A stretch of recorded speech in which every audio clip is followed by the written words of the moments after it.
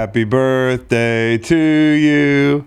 Happy birthday to you. Happy birthday, dear Kyle. Kyle. Happy birthday to you. Fucking traitor. He's up there doing CBS all day. We're going to lose him to TV. Do you know that? Yeah. As of next year, huh? Yeah. Not mid-year, right? I don't know. But, like, we're going to lose him to the portal because the money's good in TV. I don't know how good I don't know if we can keep up. He's so talented. He's thick Tony Romo. I watched him yesterday with my kids. Yeah. You know? He's really good, huh? He's really good. Well, we got 2 fluorescent Miller Lite signs behind us. Yeah. Can TV compete with that? Nope. Maybe Miller Lite needs to compete with TV. You hear us, Miller Lite? Make him an offer he can't refuse. Kyle's 34 today. Yeah. Yeah, it's all downhill from here, buddy. 34. I don't think it is downhill for him. He's going to be hosting the morning show or something like that. Yeah, he's going to be working a lot harder than us. Yeah. He'll be earning that fucking money. We wanted to wish him a happy birthday, but he's not here. So I ask my kid how old she is most days, and she'll hold up one finger, and I'll say, 1. I say, that's a fun age. And I, nobody laughs or anything, but I just say it every day. Just keep repping it. Mm-hmm. Mm-hmm. About to be 2, so I won't have it for much longer. Mm-hmm. But you get the idea. I do. Hey, more like Brock Purdy good. Yeah, Brock Purdy good. See how he factors into the power rankings, which we just can't shake these things, man. You know, people. I said this the first week we did power rankings. I was like, man, I hate power rankings, but it's strangely addictive. Yeah. You know, even though it makes no fucking sense. Like where do we rank some of these teams? Like I had Kansas City above Cincinnati. Okay, I want to see more. Okay, let me see these rankings. Yeah, dog. Yeah, Chris there in the middle, consensus on the left. I'm on the right. I had Philly, Buffalo, Kansas City, Dallas, Cincy, Minnesota, Miami. Now Miami's lucky to be here. You know, a fringe top 7 team remaining in the top 7. You're welcome. Macon's got Cincy, Philly, Buffalo, Kansas City, Miami, Dallas, and Minnesota. Cincy was just so freaking physical. They're really good. They're really complete right now. Yes. So that's why, hey, listen, like if you want to put them 1, you had them first. Like I'm not going to argue with that. I mean, like they are a top 5 team, and this year the way it goes in the NFL, any of the top 5 teams can win the whole thing. I mean, and we just lost one probably when it comes to like a Super Bowl contender. I'm not saying the Niners can't go on a run with Brock Purdy, but I don't know. That's why I couldn't put him in there, even ahead of Tua and the Dolphins. Well, in that game, I mean, there's that 4th down that Shanahan challenges that Gesicki doesn't catch. I mean, they were going in to potentially take the lead in the 4th quarter. So, and they're going against Brock Purdy and not Jimmy Garoppolo. Yeah, and that's a big and. But, Miami's just I think San Francisco runs away with that game if Jimmy G's in the game, especially the way Tua and the offense played, man. They just couldn't keep pace. So we'll get to that in a little bit, but, I mean, interesting when you look at the power rankings. The consensus is Philly, Buffalo, Kansas City, Dallas, Cincinnati, Miami, and then San Francisco. Enough folks had the Niners still. Minnesota didn't make the consensus. No, Minnesota was not on the ballots of Corporate Scott or Cowboy Reed. That was a good game they won yesterday. We'll get to that in a little bit against the Jets. I mean, everybody's kind of the story is the Jets, but the Vikings keep winning close ball games, 9-0, winning close ball games, and they've won some close ball games against playoff teams. So I think a lot of times people are like, well, you know, they're not blowing anybody out. I mean, they actually got blown out in the 2 losses. That would explain their point differential. But, you know, when you beat good teams close, like that's what you're going to have to do in the playoffs. So I don't necessarily hold that against them. We'll get to talking about them in a second. Let's just do America's teams and get through this and get to these games. 'Cause there's so many damn good games. You know, I've been complaining all year about not enough good games. Yesterday was too many good games. Mm-hmm. It's hard to keep up with. And a tough slate. I looked on the chalkboard upstairs. Do you have a pretty long teaser still in the works? Yeah, big teaser. Could Good hit for tonight. You. Yeah, it's 6-teamer. It's a 6-teamer. Good for you. Paying out 5-1. And we've got the Saints catching 10.5 tonight. Winner. Yeah, hopefully. Methinks. Yeah, I hope. Awesome. It just looked like a bunch of coin flips yesterday. Yeah. So A lot of coin flips yesterday. Okay, let's go America's teams. You start us off, Mike. Pittsburgh Steelers. Is Mike Tomlin going to go 9-8 and keep this streak alive? I mean, they're damn near competent. They are competent. Workmanlike. Kenny Pickett's fun. They were 3-6. They've won 3 of 4. Pickett didn't start until week 5. Remember, at the Bills, they lost 38-3. Maybe he should have started sooner, or maybe he needed the month to watch. Maybe, but you know, Let you the get boy watch. you get the month. Oh, let the young son Gabriel. So he wears gloves throwing the football. So you know, he has a month to watch. He has a month to play, and you know, kind of get that preseason thing because he was kind of cheeks early. And now he's really good. Like when you watch, really good. When you watch the Indy game, he made some really nice throws. Yep. And yesterday they moved the ball. I mean, they missed some opportunities, but Deontay Johnson, George Pickens is one of the most electric, fun guys in football. Freiermuth, Najee is solid. They have a nice little team to watch. Ravens twice, with or without Lamar. We'll find out. At Panthers, home Raiders. That sounds like 3-1, which makes you 8-8.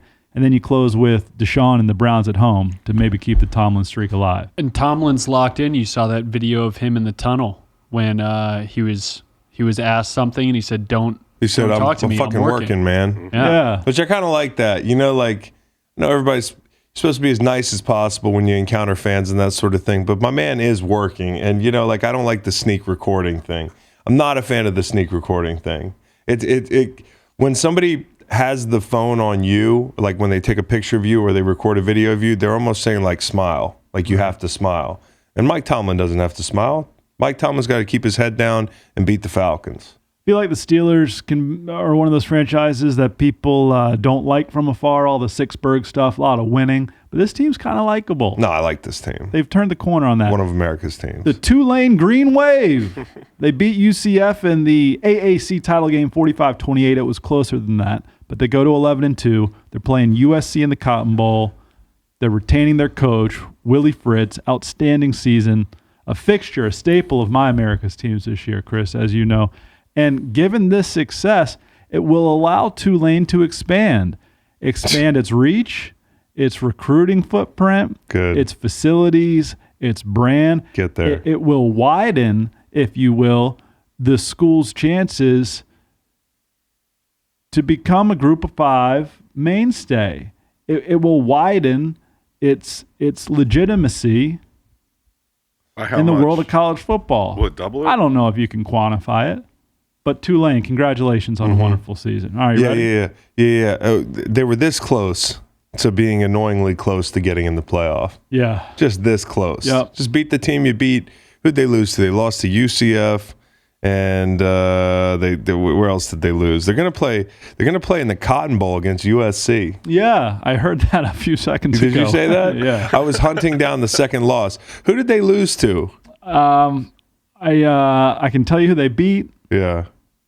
I think I was struggling through your Tulane joke. There's nobody here to alley-oop it to. They're no joke about it. They lost Southern Miss. Okay. Southern Miss and UCF. Southern Miss. Okay, give me your third America's team. Detroit basketball Lions. Okay. Now the Lions, most points per game in the NFL over the last 3 at 32 a game. Over that same span, the Ravens, for instance, have scored 16. The Pats, 15. The Broncos, 11. They're averaging 26.3 points per game on the season, 5th best in the NFL. Second most points at home this season, second only to Buffalo at 34. Denver, for instance, averaging 12 points per game at home. That's a field goal a quarter, Cowboy. Holy shit. I feel like And Cowboy 13.8 for the season for per game. They'd not be Oh, 10-2. yeah. Was it 10-2 if they scored 18 points a game now? Yeah, This is going to be one of the most unforgettable stats of all crazy. time. We're going to be the first team, if this holds up, to score under 14 points since the merger That's wild. for a season. So, Yeah. Dan Campbell went from America's hero after Hard Knocks. We to got to the fire hot this seat. guy. Yeah, there was a Deadspin article that was just wildly irresponsible. And now they're winning games. Fucking shocker. Yeah, Deadspin. Now they're just winning a bunch of games. Detroit Lions Stick to dick pics. They could still make the Deadspin. playoffs too. could Stick to dick pics and hacking college. I forgot already. Oh yeah. The Leilani Catfishing. the catfishing incident. Lele. This guy's. Yeah. You got it. Stick to that stuff. England, the England Football Club, the national team. Are all other national teams called national teams? Okay. Yes, the sir. England men's soccer team. All right. It's the path is there. England get by Senegal. Okay, 3-0 in the round of 16. They've got France on Saturday afternoon. Netherlands, Argentina on one side, likely Brazil and Croatia. On the other side, it's England, France, with likely Spain and Portugal. Now, I'm not really all about this tournament, but it's shaping up to be pretty balls good. Final four of Argentina, Brazil, England, Spain. That'd be dope. Yeah, it's a lot of blue bloods. Could be coming home to honor Her Majesty the Queen. Rest in peace. The year she leaves us. Yeah. Perhaps it comes home. And okay. If the three Lions win, you guys owe me $250. Well, really? And I got to pay my face and be courtside. So. Right. Oh, is that right? Yeah. That's your team? Yeah. So if England wins the World Cup, we have Macon going to an ACC basketball game. Nationally televised. Nationally televised, of course, because Virginia's pretty good right now. What are we ranked? Number 3. Number 3. And then and he's going to have to paint his face like with the English flag on it. Yep. Yeah. Which, now, would it be the English? It's basically white face. It's white face with a... Well, that's a good question. Do I paint myself the England flag or the Great Britain flag? I guess the England flag, which would be white. I'd be looking like Switzerland up in there. An inverted Switzerland. I would accept just white face. I think... remember when Stevie painted his face white in Eastbound and Down? I don't know if you guys remember that, and he was a geisha. I don't, but it sounds hilarious. I remember the show. That's kind of what you're going to look like courtside. I mean, that might be funnier than this, which I'd be willing to do. Just straight up go as the Queen. It just dead? I'll go all in. Well, in a live version of the Queen. Alive and taller. No, And finally, K-State. We need to give K-State its flowers because it's going to be all about TCU moving forward, but they get the win in the Big 12 championship game. Big 12 has 10 teams, which is a conversation for another day. The projected order of finish was Baylor, Oklahoma, Oklahoma State, Texas, followed by K-State, the champs, at number 5. TCU, 2 wins from a national title. They were predicted to finish 7th in the Big 12. No, I know, that's wild. Of 10 teams. And then wild that K-State did that without their starting quarterback. That's right. K-State 10-3. They'll play Alabama in the Sugar Bowl. K-State narrow losses to Tulane, TCU, and Texas this year. And then I went back trying to find, hey, when's the last time TCU or K-State did this? They do it all the frickin' time because of Bill Snyder. Bill Snyder won 11 games 4 straight years from 98 to 2001. 11 games, all them years. Did Caleb Williams cry? Was that a big deal? Did I miss that? Because it seemed like that was a big deal in retrospect this weekend when Max Duggan cried and people, lauded him for crying. And then all of a sudden there were these people coming out of the word, well, when Caleb Williams cries, it's a big deal. Like, what the fuck is going on? Did I miss something? I missed both entirely. Or is sports media just that dumb now? I saw what you're talking about. Sports media is just that dumb. Okay. Let the kids cry. Yeah. All of them. They can all cry. Then Bill Snyder won 11 games again in 2003. Then he won 10 and 11 in 2011 and 2012 during his second stint. Yeah, 93 years old. This program needs to be studied. Yeah, I know. It's amazing. And if you've been to Manhattan, Kansas, which I have. Little Apple. Barely remember it. Went home early. Just got tanked. I was out at the bar like an hour. I don't even remember the bars. There's not much to remember. How do they do it? You have to fly on to get to Manhattan, Kansas. You have to fly on a plane where you can see the pilots. That's not good. Like the pilots can turn around and be like, "Hey, we got 5 more minutes." It's like a 12-minute flight. But good news, once we land, you're going to win 45 games over 4 seasons. Yep. Crazy. No question. Now, what's strange is that the athletic department has never won a national championship. They're only one of 2 Power 5 schools who have never won a national championship. Give me the other. Virginia Tech. Okay. So those are my America's teams. Okay, America's teams. The Bengals defense. Nice. Bengals defense is fucking pretty good, dude. Yeah, dog. But we'll talk about it in a little bit, but here's the part that matters. They play Deshaun Watson next week. So let's put the Bengals defense on here. Yeah. Yeah, you know what I'm saying? I do. Okay. Loud and clear. Jermaine Pratt, give me that. Okay, yeah, Jermaine. More like Jermaine, give me that. Yep, you got it. You got it. That's the end of the joke. Yep. More like Travis, you can have it. Yeah. Right. Here it is. Travis Kelce, this ball. Okay. Not good. Philly, not good by me, not good by you. Philly's going to be on my America's teams. They're just so fucking good. They're sloppy. They're like America. They're like, oh, we're so good. We can get a million penalties. Not a big deal. We're still so good. Have you seen our military? Have you seen A.J. Brown? Have you seen our large gunships? Yeah. Have you seen our D-line? Yeah. Like a bunch of submarines out there. They're just so powerful. It doesn't matter if they fuck it up. And we're going to trap all of the frickin' world into taking Tennessee plus 4.5 and then just. What was it? Who took Tennessee 4.5, man? I guess everybody. No, that was not me. Not that me. was not the Did play. you just compare the Eagles to the military-industrial complex? Pretty much. Pretty much. And A.J. Brown's like some type of special weapon. Yeah, nobody else has. AJ Brown's some really expensive weapon that everybody's like, well, we shouldn't spend so much on this weapon, but look what it does on the field. Like, look what it does in the field. Other countries would love to have that weapon. AJ, I know the country of Tennessee would love to have that weapon, but they don't spend anything on their military. And Kelsey's like an older generation weapon that still works well. Yes, he's like an AC-130 from like 1974. Like he's like a flyover of a college football game. Like, total waste of spending. That analogy doesn't quite work. That's not true. What I'm saying is we show off with the things that we have. That was Carson Wentz's contract. Towards the end there was a big flyover. Thanks. Stealth bomber, like everybody at least looks up and is like, that's loud. They had a stealth bomber yesterday It wasn't loud. in Philly, right? Yeah. Yeah. The stealth ones are quieter. Yeah. Oh, until they get right on top of you. Mm-hmm. So, anyways, Philly. Didn't hear that coming. So Philly's an America's team, okay? The U.S. men's national team. Nice. Nothing more American than thinking you're more important than you are.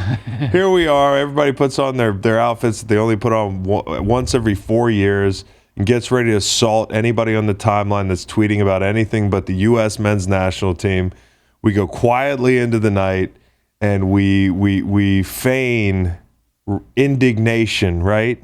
And then we move on to the next thing, you know? And what we put into soccer is what we get at the men's level. That's right. You know, and so this is America, guys. We think we're important. The rest of the world moved on the second we lost that game.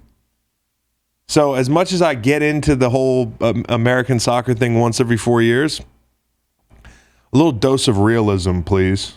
Interesting piece of news just this second, interrupting the America's teams. The Panthers are expected to release QB Baker Mayfield. He'll hit waivers when it's finalized later today. New San Francisco 49er Baker Mayfield. Very, very, very, very, very, very, very interesting. Put the Niners back in my power rankings and kick the Dolphins out. I don't think Mayfield's very good, but if anybody can fix Baker Mayfield, it's Mike Shanahan. Here's a question I've never known the answer Kyle to. Shanahan. Now, if Mike Shanahan could help too, that'd be great. How's the waiver order work in the NFL? Is it based on record?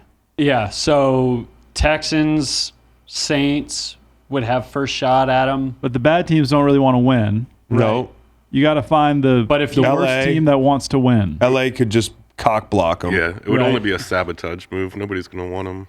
You're right, and that wanting to win and landing Baker Mayfield don't usually go hand in hand unless you have every single other piece like the Niners do. So I got another weird thing that they're probably asking each other. Well, okay, who do you think's the weirdest name that's popped up in like Kyle Shanahan learned about it second quarter, right? Second quarter of the game. So he's like immediately calling plays but thinking about the future. When on that team bus, or not on team bus, when they go back in the locker room, what do you think's the weirdest name that popped up between John Lynch and Kyle Shanahan? Because I want Andrew Luck to come out of retirement so bad. Wow. And ride off into the sunset. It's just been too long. They're not right? going to do it because the Indy would never give up the rights for him. They're mired in shit because of Andrew Luck, and I don't blame him. But Well, this is Fantasyland stuff. Give me another name. Phillip Rivers? Yeah, no thanks, right? I think Brock Purdy probably greater than Brock Purdy for sure. Brock Purdy has a moxie to him. Yeah, save it. But Baker Mayfield could be a Niner. Back up Brock Purdy. Was Baker Mayfield almost in Seattle, or was he in Seattle? Baker Mayfield was not in Seattle. He was almost in Seattle. I feel like people speculated hard that he was going to be up in Seattle, and that didn't seem like a great cultural fit for him. You know, Baker Mayfield rubbing elbows with tech gurus.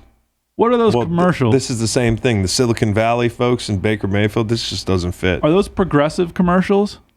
What's a more progressive town than San Francisco? San Francisco, California. Yep. Mm-hmm. You know? Mm-hmm. Progressive's he's gonna be Super Bowl MVP. You're right about that. Just run back the commercials. Okay, so U.S. men's national team, they're literally just not that good. Well, I mean, but they're young. They've been young forever. Freddie Adu. The other day, I was like, "How's Freddie Adu doing?" He's like, "Oh, he's 40." Okay, well. It's fun to root for the underdog, though. Most of the time when our national team is playing, they're like a favorite. Do you remember the other week when we got by Wales? Yeah, it'd be fun to root for the underdog if we had some guys who could score. Yeah, it's a problem. You know what I'm saying? Hey, that what's it, a 3-4-1-2 from the Netherlands? That was cool. Yeah. I would change our formation. They have a striker named Memphis. Yeah. Just Memphis. Which it used to be Memphis redacted, but not anymore. But he doesn't. It's no, just and I get that. Now. Yeah, good for him. And he talks shit after the game. Yeah, good for him. Yeah, you know what? We need to hear that. We need to. Yeah, 4 more years, we're going to be top of the. It's not all soccer fans that irritate me, but they're just so snarky. Top of the table. They're like a different kind of hockey fan. Zag, I'm impressed by these soccer fans. Some of them really do care. They do care. In between every 4 years. The ones that do care between every 4 years, like, God bless you. You really That's do amazing. Put in the time. But the people that just show up every 4 years, like myself, the difference between me and these people is, like, I get why we lose. Yep. Like, we're not good. Yeah. I get it. And it's not important in this country. It's just not important. We do get to host the next one, though. That's going to be fun. Billy's got co-hosts. Games. That's going to be fun. Maybe we can find a striker under a couch cushion. Can we not? Did I make up expanding the field? No, we're going to expand to 48. Why? So 48 teams. I know it's lame. Too many. Like in the group stage, in the World Cup. Mm-hmm. That's 48 total. I'm going to act like I care. It works the way to. Hey, Japan's leading Croatia 1-0 at the break. Really? Yep. Let's go. Okay. Yep. Oh yeah. So yeah, it turns out we're not that relevant. Colorado. The Colorado Buffaloes, they hired Deion Sanders, and this is going to be like pro wrestling. So I don't know how this is going to go, but it's going to be fun to watch. So I know how it ends. I saw the first team meeting, and this is going to be something to monitor. Nor do I know how it's going to go. I have no idea. I just know it does not end with Deion Sanders, 23-year head coach at Colorado, Deion Sanders. No. I don't think so. And then lastly, Georgia. I want to make Georgia an America's team. You know what's good about Georgia? Everything. Stetson. Well, you know what? He's 25 years old. Did you know that? Yeah, man. I didn't know he was 25. Like, bro. I could date him and it would be legit. It's only an 11-year gap. So Stetson Bennett's 25, which is funny as hell. And then on top of that, the nice thing about Georgia is they're so good. If you've got something to do, you don't have to watch the game. Like, I did not watch that game this Saturday. There was something I had to do. There was something I wanted to do. And I was like, you know what? I'm going to skip that game because it's going to be a blowout. And that's how it is with Georgia. Georgia erases the FOMO of not watching a football game on Sunday. So I get a 3-hour break. They're like a fucking trash compactor or something that just destroys things. Like, it's really funny. It's real fun to watch from a distance, but just don't get too close. I would imagine it's not fun if your team's playing Georgia. Like, it's fun to say, like, look how bad they are beating that other top 25 football team.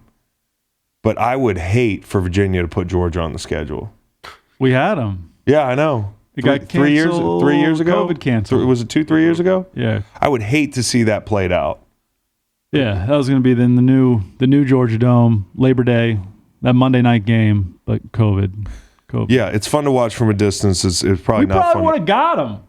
Yeah, you're right. Would have got him. We probably would have got him. Okay, so America's teams. Damn, I didn't put the Eagles in there, but the Eagles are the best team in all. You did. I did. I put the Eagles in there. Oh yeah, I got Philly in here. Okay. How dare you guys What? leave out the Cowboys on Kyle's birthday? Yeah, right. Exactly. Well, I'm going to Army Navy game this year, Alabama. this weekend. You're so, going? Yeah. Damn, that's yeah, awesome. Yeah. So maybe I should have put Army and Navy in the America's team. Maybe You know next what? week. Just to be safe, I'm going to kick the U.S. men's national team out because they really don't deserve it. Yeah. And I'm going to put the troops in, and then I'm going to also kick out, Georgia. I'm going to kick Georgia out of America's teams, and we'll put Okay. Navy. Sorry, Lad McConkey. Am I okay to put? Yeah. Am I okay to put to put a couple chickens on the under in person there with all the troops? Oh yeah. I think so. Shout out to Jason Van Camp, Warrior Rising, my guy, Green Beret, invited me there. Climb Killy with him. I'm going to be up there with in the suites with Bo Allen. Oh, that's good because it could be cold. Yeah, who asked me a bunch of questions about the game. Let me break it down for you, Bo. 2 branches of the military. They field football teams. They play in a low-scoring game in Philly. It's a beautiful sight. There's a lot of camaraderie. There's a lot of there's animus, and then there's camaraderie. I think when a fan goes to a game who doesn't have a team Yeah, in the game, Yeah. they tend to bet the over if they want to put a bet in because they want to root for points. I think you're right to go under. I'm going under, and I'm rooting for Army because I got an Army guy taking me. Okay. You know, and they always have dope uniforms. I root for Navy because of George Welsh. Got it. Go Okay, Navy, that's beat cool. Army. Yeah. Okay, so the Eagles, man. The reason I put them in the power ranking at number 1, I felt like yesterday might have been their most impressive win. Now, don't call me crazy because they were sloppy as hell, but that's why it was impressive. Like, I'm not saying that the game plan is to go out there and fucking commit a bunch of penalties and overcome them. But this is a team that can beat you in a lot of different ways. Last week they run for 300 yards. Yesterday they don't really need the run game, right? We don't want to go at Jeffrey Simmons into that the teeth of that defense there, Make. And they beat them anyways. They beat those guys up bad. And week 1 it's RPOs. At one point in the season they're running zone reads. They beat you a bunch of different ways. But it's impressive to me because in the first half alone they had 8 penalties on offense, 10 of them as a team. The one defensive penalty, well, there were 2. There was the Epps hit in the end zone, which I didn't think was dirty. You could say what you want about targeting and that sort of thing. He's got to take the football off the guy. And then one defensive penalty was Josh Sweat, which extended a drive, and they scored. So all these penalties, the defensive penalty, that was points. But on offense, you have a touchdown drive. The first one, they overcome 2 penalties. The second touchdown drive, they overcome 4 penalties. The fourth drive, when they're up 14-7 in plus territory, they have 2 penalties, and they're forced to punt after a Bud Dupree sack. So, on one hand, you're kind of like, Eagles, you're playing with your food a little bit. You're playing with fire. Put this team away. They're too good not to put away early. And on the other hand, you're kind of impressed that they're shooting themselves in the foot, and they're still walking over the goal line. Second half, they had a touchdown drive that they overcame 2 penalties. These are drive killers, man. And this team's good enough to overcome them. And Sirianni was accountable about some of the penalties. I think at halftime, he's like, listen, that's on me. There's a lot of communication stuff. I mean, he was fairly specific there. And so I thought this was the Eagles' most impressive win in a lot of ways. If you look back at their season, you could say, hey, Minnesota early in the season, but that's early in the year, right? Everything went well for them that night, but everything went wrong for them, and they still ran these fucking guys out of the gym. And Tennessee's a good football team. Tennessee only gets blown out by the Bills, man. So this was impressive. Eagles just the 3rd team in the last 90 seasons to rush for 350 plus in back-to-back games. Rush for 350 plus, then throw for 350 plus. That's so we can do it any way we need to do it. Yep. No turnovers from them. I think that Washington loss was a good thing. Hell yeah, it was. Sometimes you hear it and you think, I'd rather go 20-0. Nah, 12-0 would be a big burden right now. 11-1, they're just cruising under the radar. As we said, everybody's on Tennessee plus 4.5, and then you just go and take them apart. And the drive. Washington loss, that was after the Joseph and Sue signings, yeah. before. Week before. So I think part of it is that loss got them better. Yeah. Yep. You know, like, hey, sometimes you lose games, whether it's a Houston game, which was a win, but it felt like a loss if you bet the Eagles. And then you've got that game where Brian Robinson's breaking off chunks, and then you go out and you rectify the problem, and then you get Jordan Davis back, and Jordan Davis coming back in this game was a big deal. A big part of Gannon's defense is the nose, right? Being able to have a dominant or at least competitive nose. That's why they brought in Joseph for depth there. Like, let's just stop the bleeding. Let's just bring in Sue, because we're going to be in these odd fronts. And they ran odd a lot yesterday, and they did a good job on Derrick Henry, who people have been bottling up lately. Like last week, he didn't have much. And this is usually where Derrick Henry turns the afterburners on late in the season, and everybody else gets weaker in December, and he speeds up. And it just doesn't feel that way. And I think what's interesting, and anything could happen next week, he could break off 220 and be back on the heater. But, every year we've said this with Derrick Henry. And how old is he? Like 28, 29 years old? He's 29. You're waiting for the December that it just doesn't, the car won't start. You go out and you got a classic car, and all of a sudden the thing needs some work. It's not turning over or whatever it is in the morning when it gets cold. And this might be that December where we're like, okay, we're starting to see some signs of aging. Like, this guy's had so many. I mean, like, they have given him the ball thousands of times over the past half decade. 29 in a month. Jags at home for the Titans next week. So, impressive for the D-line. They hold him. He's 11 for 30. The Bengals held him down last week. The Eagles D-line had 6 sacks, 9 hits. I don't think Tannehill got hit like that all year. In fact, I know he didn't get hit like that all year. Sweat had 2 sacks. He showed up big. Hargrave's on the board. Fletch had a really nice sack, stringing Tannehill out. Reddick was all over the place. He continues to be all over the place. I think Tannehill was sacked 19 times all year. He was sacked 6 times yesterday. So this Eagles D-line, they've got a scary playmaker in A.J. Brown, which they had no business acquiring. Like, no business. The Eagles getting A.J. Brown, like the rest of the league, has to be pissed at them, because that player, if he's not on this team, they're not nearly as scary. They're fucking terrifying, and they don't have Dallas Goedert right now. And they're still picking in the top 5. So if you look at A.J. Brown, he had more receptions and yards and touchdowns than the Titans receivers did yesterday. That's 8 for 119 and 2 touchdowns, 4 for 41 and a touchdown for the Titans receivers. And Burks was out with a concussion. We mentioned that Epps play. This was a revenge game from him. For sure. Like, pure and simple. And Burks might end up being great, but Tennessee had all the parts still there. With an A.J. Brown, they're 7-5 right now. With an A.J. Brown, you got to think that they're 9-3. Yeah, I like 9-3. And the crazy thing is, they're New England guys, the guys that came down to Tennessee to make these decisions. Vrabel, the GM. Like, they think like New England guys. Get rid of a guy a year early than a year late. Which, hey, listen, I have the utmost reverence for the way they do things in New England and Bill and the whole thing. But, like, how many times do guys from New England have to find out that you go away from New England and you try to do the New England thing and it doesn't work? That thing only works if you have Tom Brady. Mm-hmm. Okay, like, this isn't that fucking hard. And when you have a guy like A.J. Brown, 25 years old, who's 25 years old, who yesterday, him and Jalen Hurts outside the numbers and deep is gorgeous. I mean, every time Jalen Hurts puts that ball right on the money. And with the way Mahomes played yesterday, now Burrow has entered the race probably for MVP. I mean, like, you can make that argument. I mean, like, he's Tua played bad yesterday. I don't know why he'd be in the race for MVP. Not to be disrespectful. I mean, there's a guy on his team who's more valuable than him. But you've got Burrow, you've got Mahomes, you have Jalen Hurts, who yesterday seems like he climbed into the driver's seat.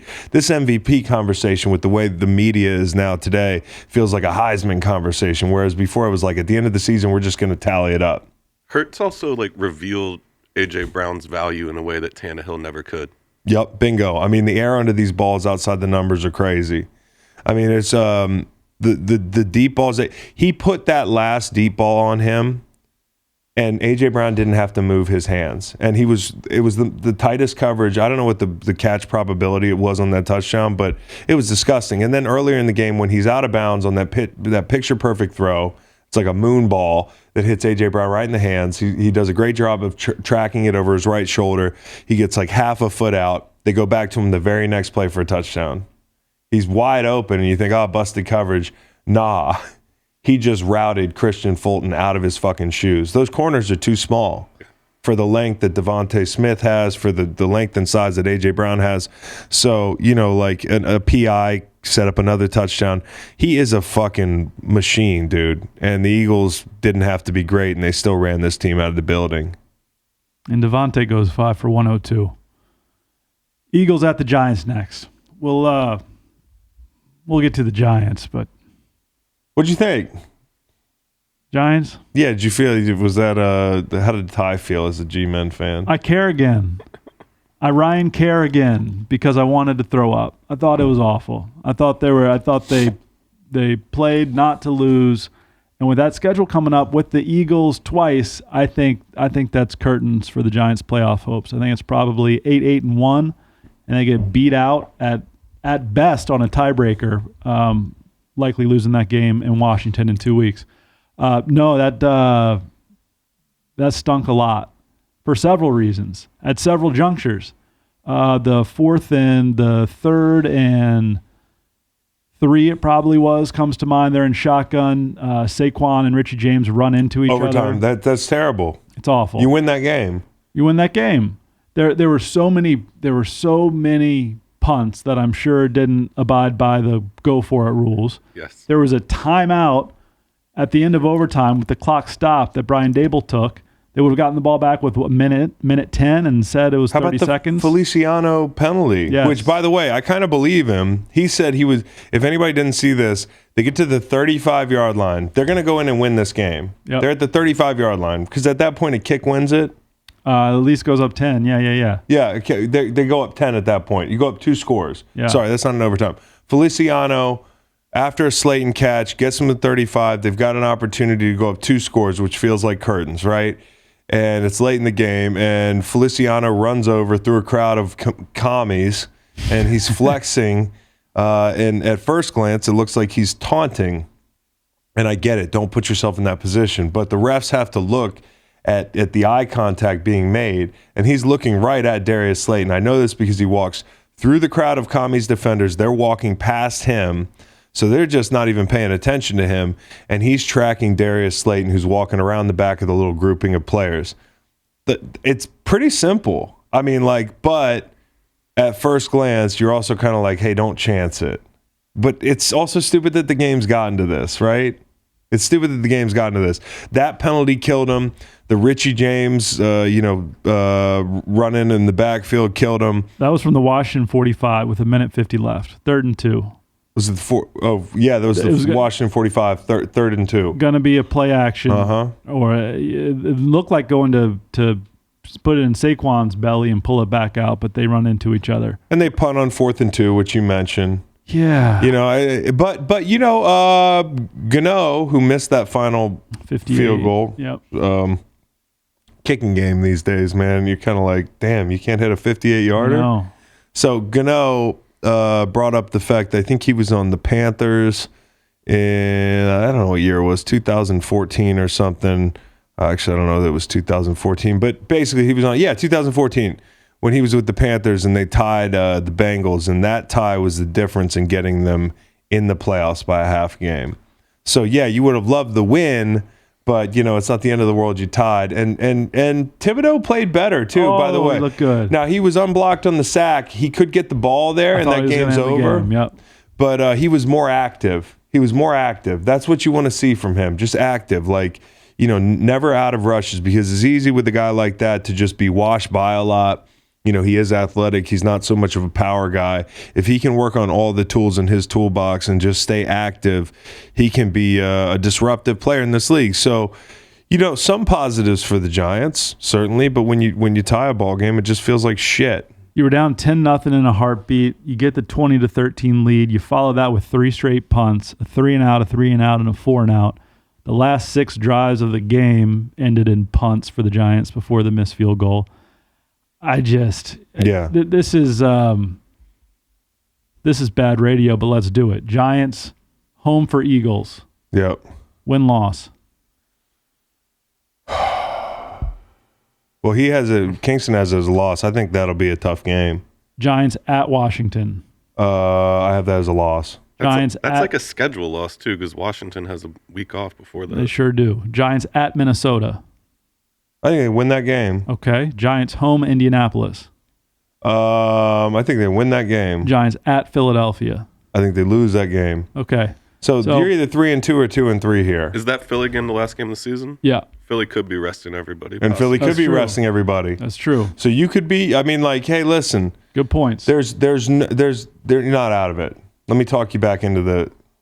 You're right. 8-3 just would have been dynamite. And hey, that stadium looked beautiful yesterday. Thank you. There was a shot of Saquon Barkley running in the end zone, tied at 10, and he leaps over the goal line, and they go end zone cam. You know, that low level end zone shot that like scans across the end zone, and the end zone's red. You've got the old logo. You have all the fans in the stands. Like, it looked electric, and you probably couldn't see the artificial turf from that angle. You really couldn't. It took the artificial turf away. It was beautiful. So there's some things to be excited about, and you're doing all this with the quarterback.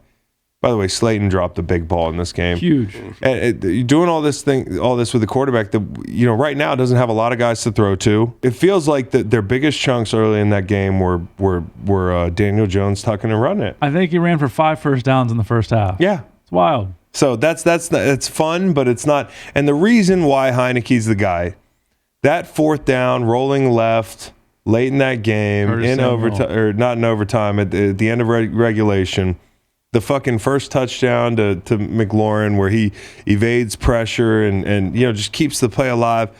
He just keeps the play alive, man. And he's tough. And, you know, that's why he's their guy. So neither of these teams are out of it.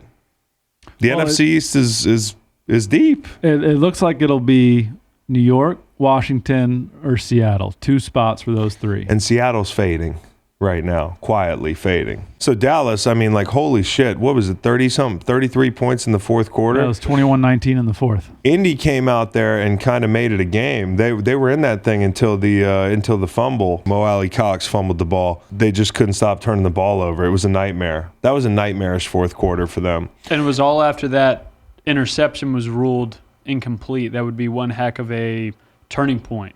If that interception was actually ruled on the field as a pick, Colts get the ball, they're down 2. Yeah. What'd you think about that? I thought it was very, it looked like a pick. At first view, you're like, oh, that hit the ball, but I thought it was inconclusive that you could tell that that edge of the ball did hit the ground because it was kind of blocked by his arm. And you could make the argument that his arm had been under it and kept it off the turf throughout the catch. It was nice, though, that Dallas, and, you know, like, hey, this is where the clock strikes midnight on Jeff Saturday, right? Mm-hmm. I mean, I'm not saying this vindictively or anything, but we said it. There was a whole group of people that for 10 days was like, after their first game or whatever it was, they beat the Raiders, and people were like, see? You know, Jim Irsay's doing a fucking victory lap and the whole thing. And just people need to remember that, you know, not to overreact to shit in this league. You know, like how many lessons do we have to learn before we realize not to overreact to things? Okay, because this team imploded. Okay? They ended up taking a knee. You know, they were in victory formation to end the game. Okay, like they have the bones of a good football team here, but they can't figure it out consistently, and Matt Ryan's not the guy, man. Like, he made some nice throws last night, but Matt Ryan's not the guy. He also threw a lot of picks, too. And a lot of near picks. A lot of near picks. He's not the guy, dude. This is not playing veteran quarterback roulette over a span of years is not a sustainable strategy. I think they've realized that. And hopefully they realize that, like, they need a real head football coach in there, too. They could have remained within earshot of the division before last night. So now do you go back to Sam Ellinger and see I don't what you know, have? man, because every time Matt Ryan takes a snap, you're like this close to a $17 million mistake or whatever it is. And they said that Matt Ryan started because he went to Saturday and was like, I want to keep playing. Like, let me keep playing. And Saturday's like, I can relate to that when I was on the Packers. They benched me at the end. I don't want that to happen to you. You're a Hall of Fame quarterback. I'll play you out the rest That's of the why way. everybody ran to the window right before the Vegas kickoff. It's going to be the Colts. I'm just saying, dude, it's not that easy. We thought it was, oh yeah, hey, beat the Raiders. People got to see things through. This is going to be an open discussion in the offseason, or it should be, like who's going to be the next head coach of the Colts. I'm not blaming the game on Jeff Saturday, but we gave him all this credit after the first win. We gave him all that credit after he played the Eagles close, right? Well, the Steelers game last week, we had, even though I disagreed with some of the criticisms, like it was not perfect from a coaching standpoint. And then this week you get fucking blown out in the fourth quarter and you end up taking a knee and you're in victory formation. So and the Colts were the only team remaining not to give up 30 or more points. And they were tracking that through three quarters. that's over. But I feel bad for their defense last night a little bit. But what do we do with Dallas? Is it a blowout win and they're now trustworthy, or is it was 21-19 with the Colts in the fourth quarter? They're the same team, in my opinion, that they've been all season, which is a very good, dangerous team that has to prove to me that they're trustworthy. I mean, like, Dak has to prove to me that he's trustworthy through a playoff run. The defense has to remain disruptive, forcing turnovers. They have to stay hot going into the playoffs. And that's the whole thing. Like, the defense scares me. And the offense, like with Pollard, there's a shot in the arm, but CeeDee Lamb played great. You could add Odell Beckham Jr. I understand that on one hand, it sounds like I'm talking myself into a Super Bowl contending team, which they are. But on the other hand, I just don't trust the Cowboys yet.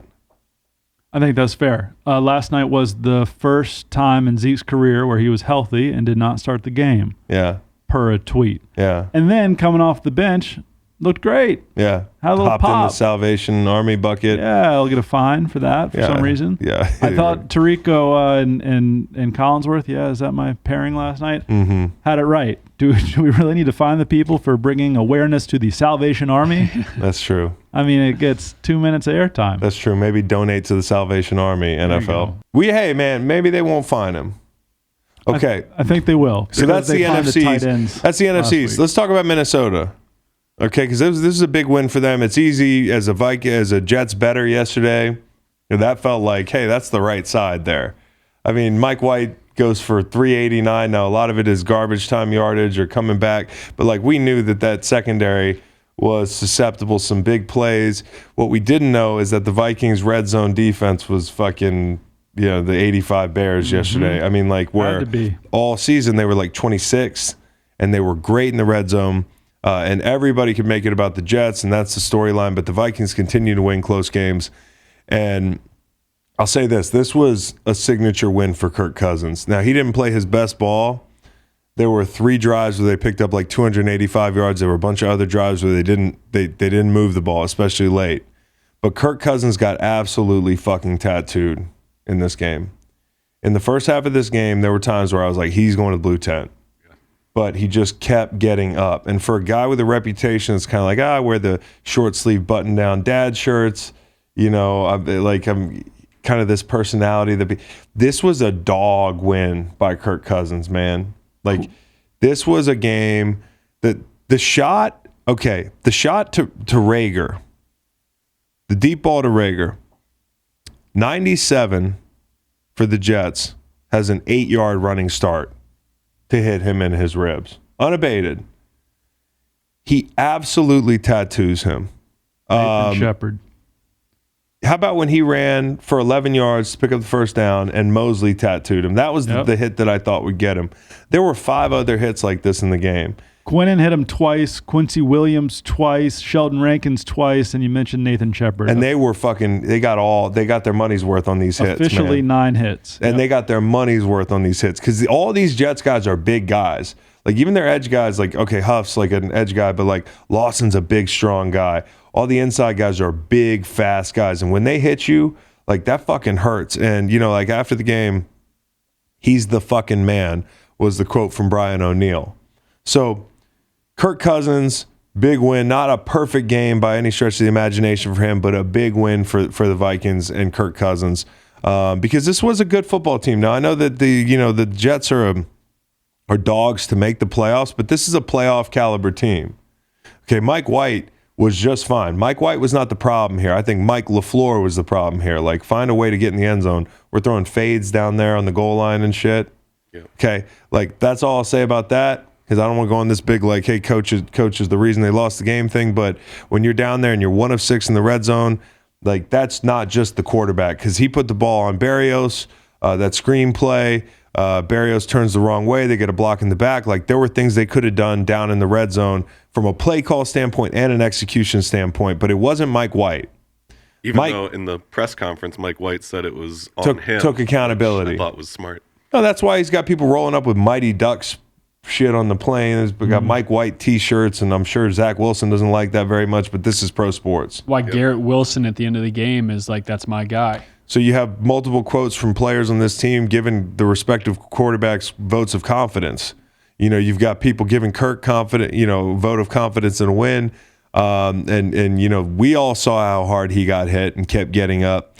But those guys saw it, and it meant a lot to them. And then Mike White having to throw the ball 60 times on the road. I mean, this is a character-building deal. We don't want to have to throw the ball 60 times. That didn't go according to plan. Throwing that pick the first drive didn't go according to plan, but that was DPI probably. You know, the Jets, this didn't go according to plan. Nothing this year has gone according to plan. You see those total yardage stats? What was the total yardage? Jets 486, Vikings 287. Yeah. So didn't go according to plan. But this is a character-building deal for them. And I feel just as good about Mike White as I did last week, which is like, hey, I'm curious. Like, I'm very curious about Mike White. You said it, 1 for 6 in the red zone, also 3 for 16 on third down. 3 for 16 on third down, not great on fourth down, 2 of 5 on fourth down. And you're headed to Orchard Park. And that's going to be fun. Going to be a lot of fun. I don't know if they can win, but that's going to be fun. Yep. What do you got the score at? In that one? Yeah. Well, I really, really like this Jets team. I do think they're good, but I don't know. I think the Bills win that game by 10 points. Oh, I don't know about double digits. I think that could be fun. Although Josh Allen was at the doorstep of blowing that thing open in the game they lost to the Jets. If you don't throw that pick early in the game in the red zone, they're going to blow that team out probably. And that's the way these games go. You know, which is why it's all the more impressive that they spot this team points, multiple scores on the road with a backup quarterback whose second game this year, and they still find themselves at the doorstep of winning this ball game. And that's a 9-2 team or whatever they are.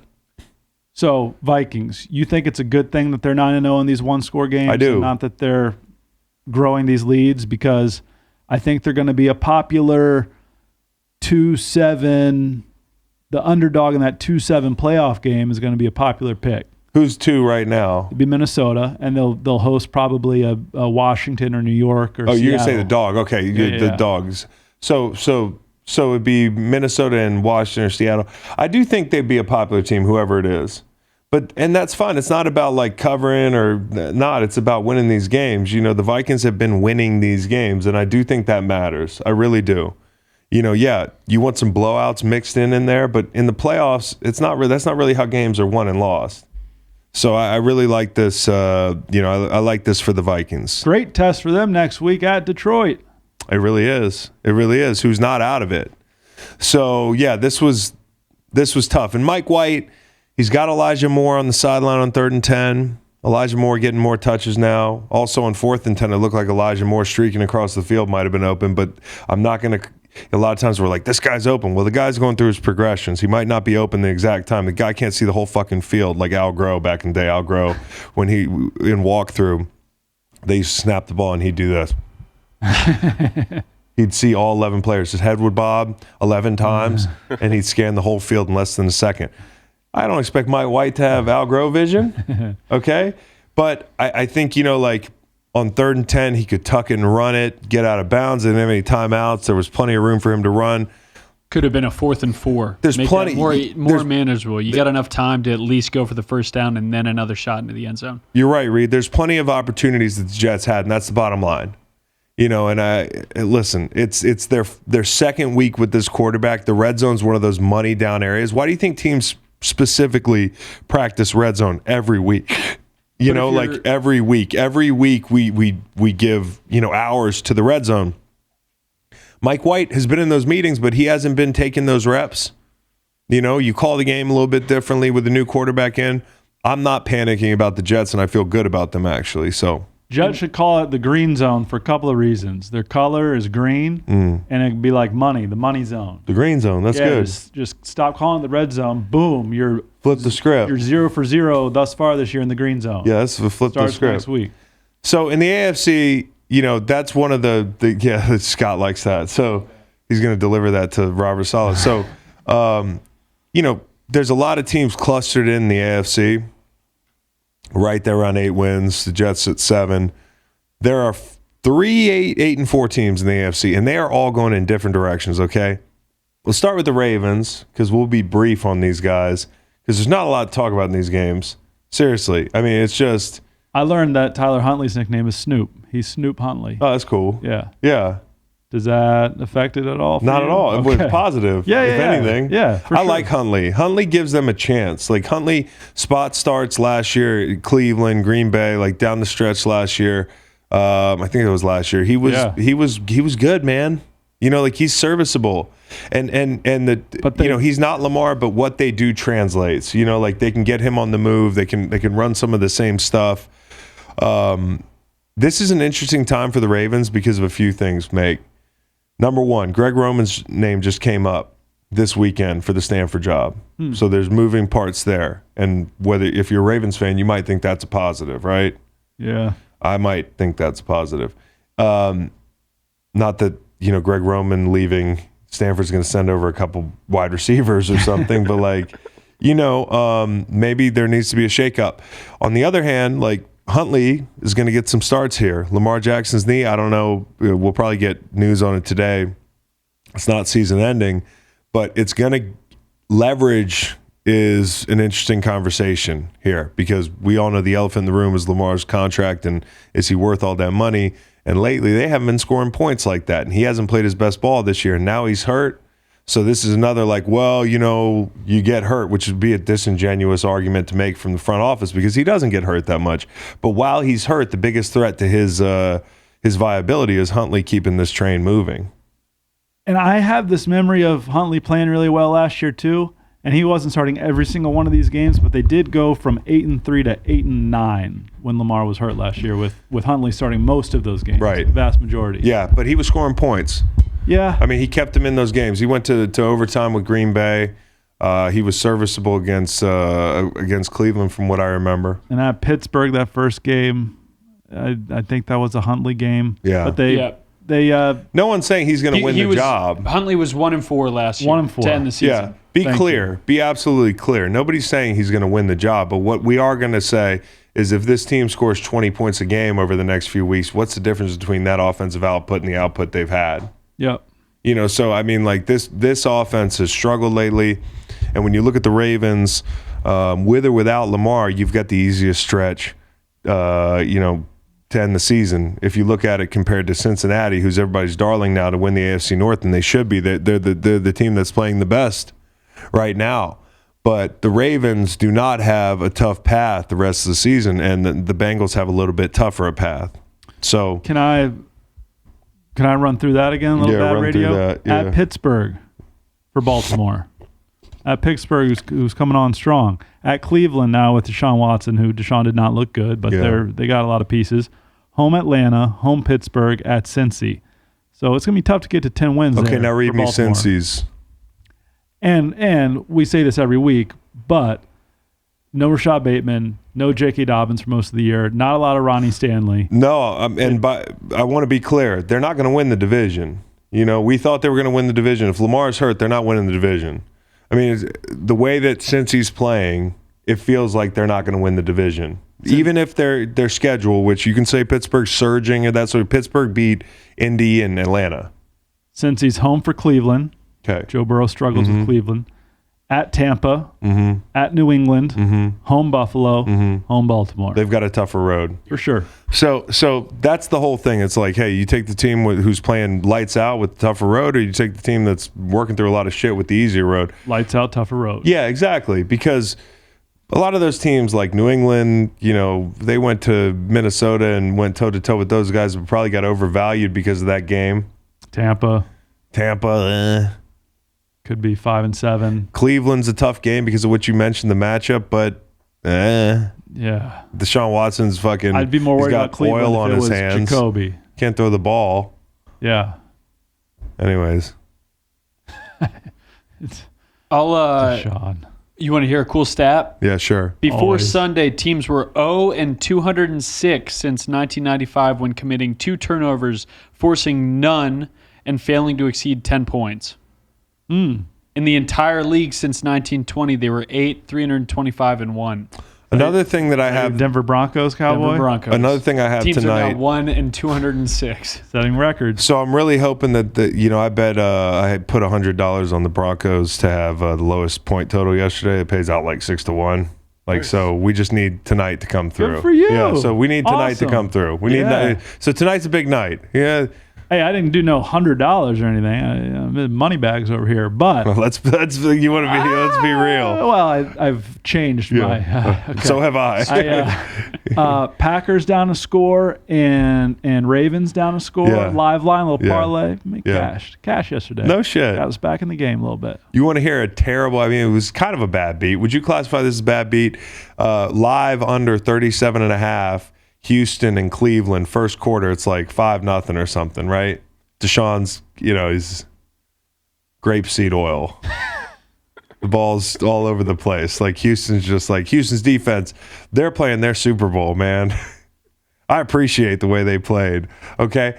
But the defenses were too good. Deshaun's coming and coming. Okay, and coming. so, there were two defensive touchdowns and one special teams touchdown. that was yes. Yes, that was a terrible beat based on game flow. I mean, It was one of the terrible. touchdowns was from the two. One of the touchdowns was one of Picked the, it up. Yeah, one of the one of the touchdowns. And here's the. I also bet $100 on Houston to be the lowest point total. They were a slam dunk until that last drive, and that paid out 14-1. So not only did they blow the live under by fucking putting it together at the end of that football game, but they also blew that bet. I got a great beat for you reading your chalkboard upstairs. Giants and Commanders that was go great. to overtime That and was get a great. tie. That was you were great. At, I think 40.5 and 41. That was great. I was sitting there. I had the under at 41, and I had the commies smaller -2. So at one point, I had to just flip my focus to the under. Yep. Because that was the big winner. Okay, we've taken this long to get to the Bengals. You're number one team. Yep. In the power rankings, we saved them, kind of for last. And I can't argue with that, man. They're playing as good as anybody in football right now. They're going to have a 6 chance or to 7. compete for home field advantage, which is big. They just beat everybody's number one team for the third time in a calendar year. And there's these losses have a lot in common. And Mitchell Schwartz tweeted something yesterday. He's like, I think this team's better than the team that beat us, the Chiefs, last year. He goes, they're more complete, they're better, the whole thing. And when you get beat by a team this many times, it's not a coincidence. And I would agree, this is like a bona fide bad matchup for them. Yep. But, if you're Kansas City, do you take solace in the fact that you did a lot of shit wrong? I mean, you're up 24-20 on the road in the fourth quarter. You're at midfield. Travis Kelce's got the ball. You're going to go up 27-20. You could go up 31-20. You spotted them 14 points. You have 3 catches, 35 yards coming out of the half for receivers. Kelce doesn't have a catch till the third quarter. Yep. Now, you could credit Cincinnati, who I am apt, I'm prone to credit them. But if you're Kansas City, this isn't like you were up 21-3 in the AFC Championship, which, by the way, means that you've been outscored at one point in this game 38-6 over the past 2 games by this team. Now, that changed, obviously, as they came back, but Kelce doesn't have a catch the third quarter. You can't win like that. I just don't think you can keep up with Cincinnati like that. So if I'm Kansas City, I'm thinking, hey, we'll be better next time, right? I mean, I know it's getting ridiculous, but we'll be better. You dropped a touchdown in the first half. The problem for me would be the defense generating season low pressure percentage. That Cincy offensive line seems to... They're playing good. They look like what we thought they were going to look like week one. They're playing good. They're playing really good. And this is funny because we wrote that offensive line off. We were like, damn, they found a way to fuck it up. But they're like a December O-line, man. They're physical. P. Ryan picked up like 40 yards in the first quarter. So you soften that defense up.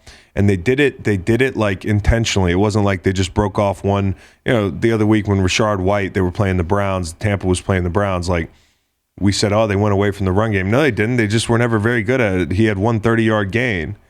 This was P. Ryan was like 7, 4, 12. Like it was consistent. And on the first 11-play touchdown drive, he was huge, establishing a tone. So their offensive line behind that left side, they picked up a bunch of big chunks. Their defense was great. Burrow was great, man. Awesome. He's like a snake in the pocket, dude. Yeah.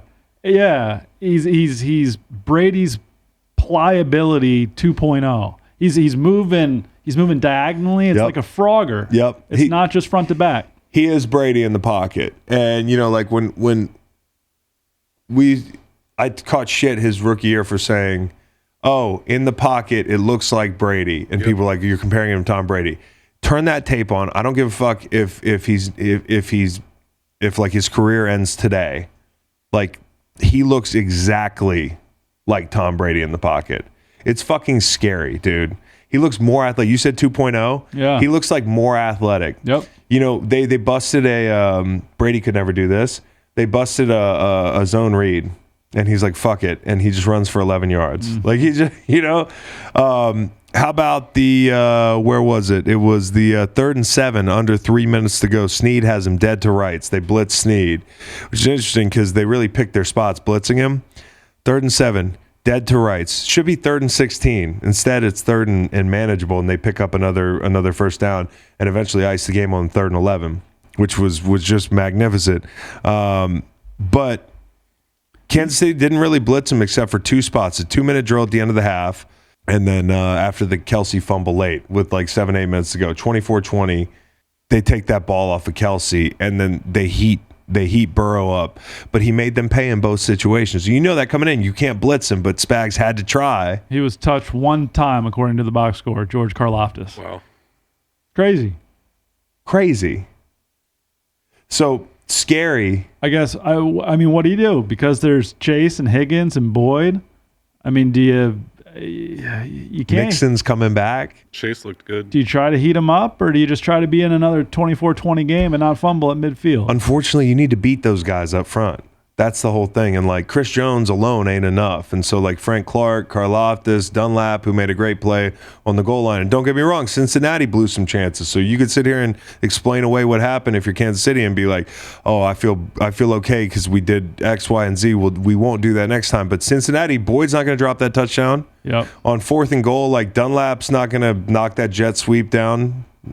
So knowing what type of competitor Mahomes is, do you think that he wants a playoff rematch with them? Fuck yeah, dude. That guy wants to kill Joe Burrow. And so Chiefs are now 11-3 in their last 14 games that they entered with. They entered the fourth quarter with 21 plus points that they scored, and they were winning or tied. This is all including playoffs. All 3 of those losses were Cincy games. Yep. It's crazy. And for Justin Reed to pour gas on that fire early in the week was just like, and Spags had to be like, Justin, what are we doing? Because T. Higgins not only started the game running through 2 Kansas City Chiefs, but then the 3rd and 11, he's got the rookie draped all over him. Really good coverage, by the way. Just a perfect throw. Just absolute Grim Reaper stuff from Joe Burrow.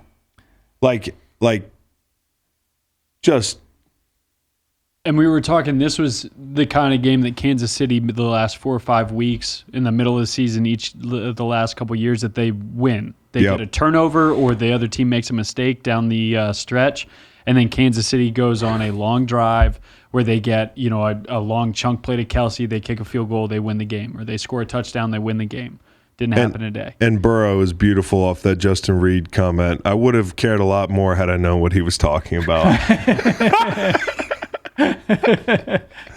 That's perfect. That's kind of how I feel sitting here thinking about. Isn't that perfect? Hayden Hurst. Yeah. Yeah. Like, who are you talking about? Yeah.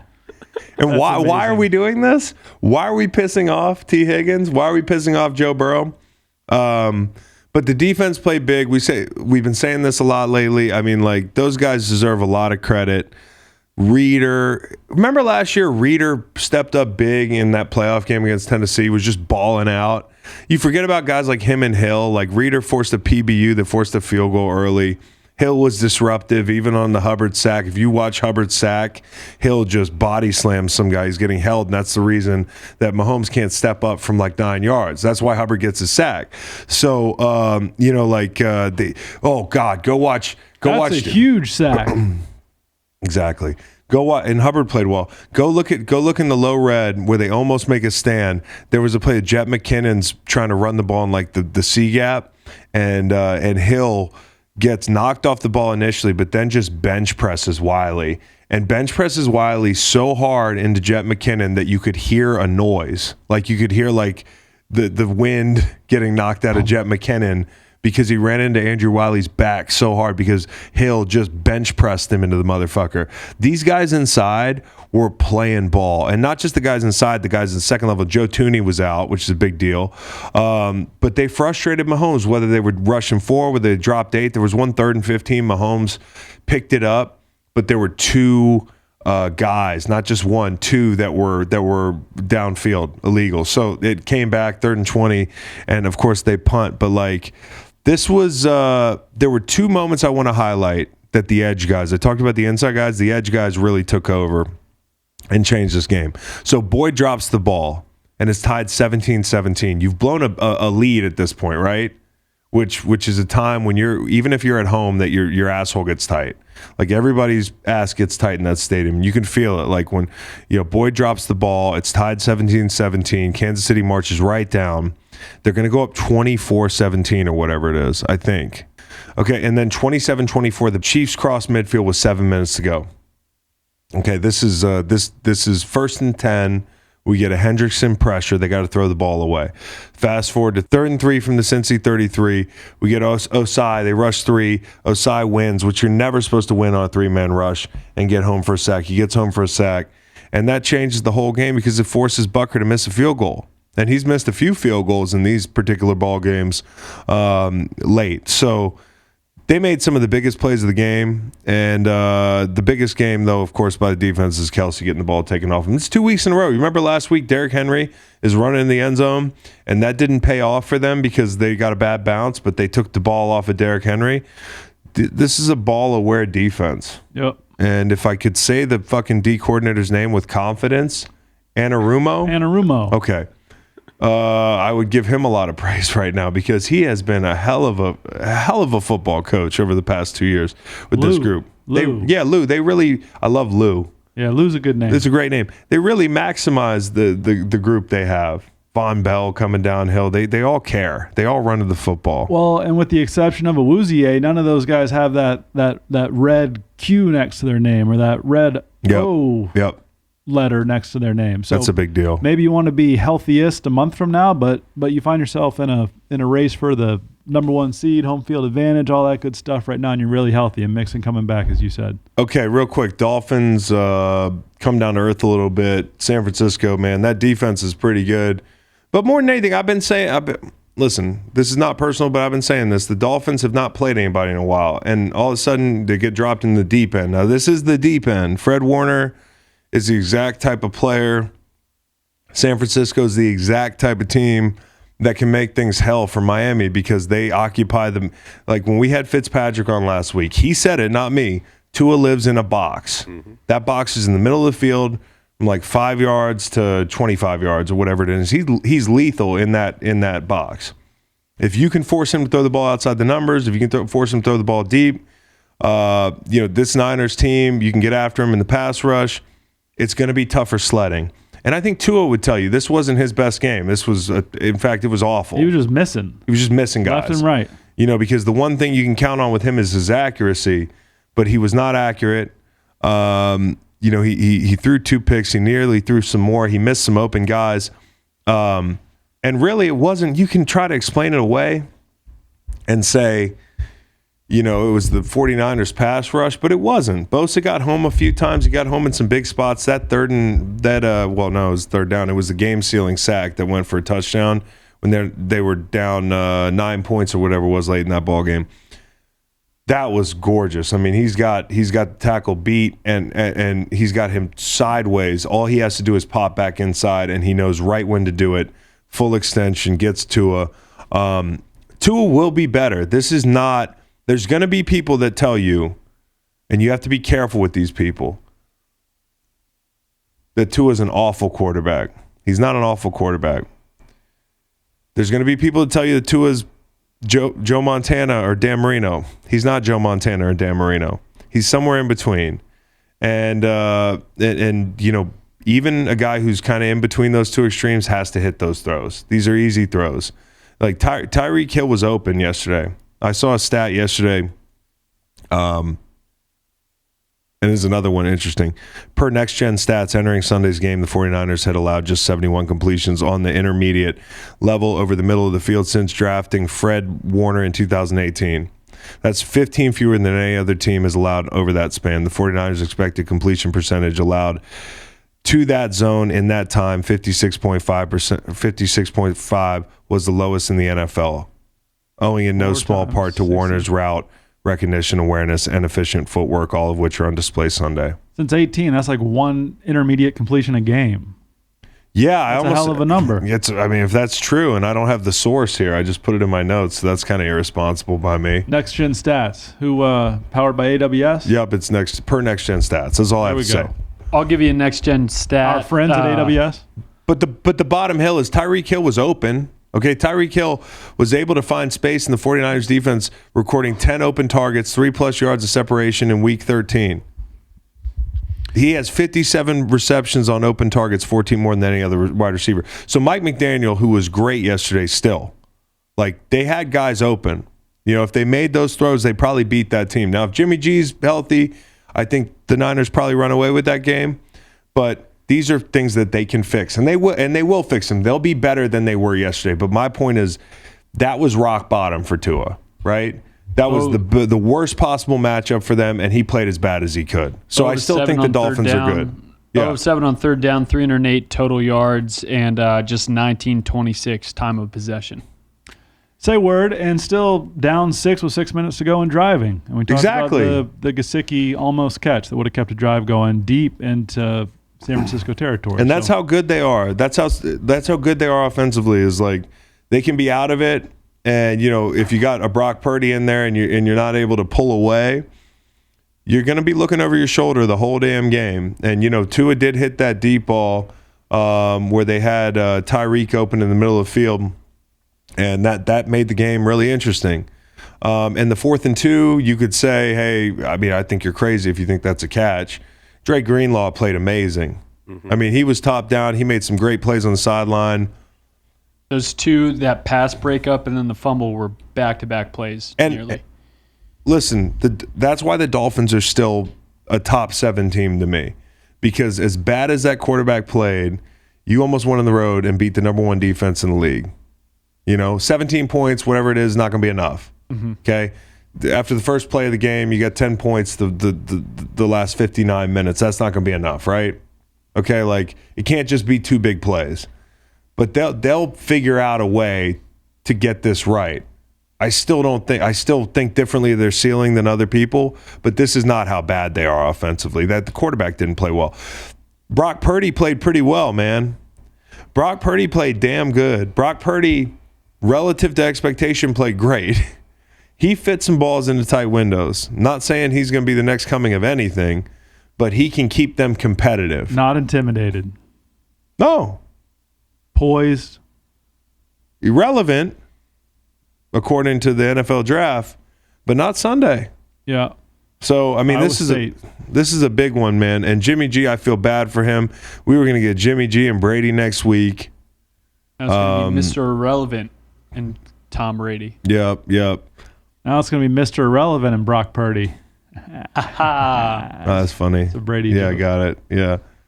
No, but I mean, Purdy was fighting for a roster spot. Now he's going to have a real opportunity to lead a very quarterback-friendly. These were two quarterback-friendly offenses facing off against each other yesterday.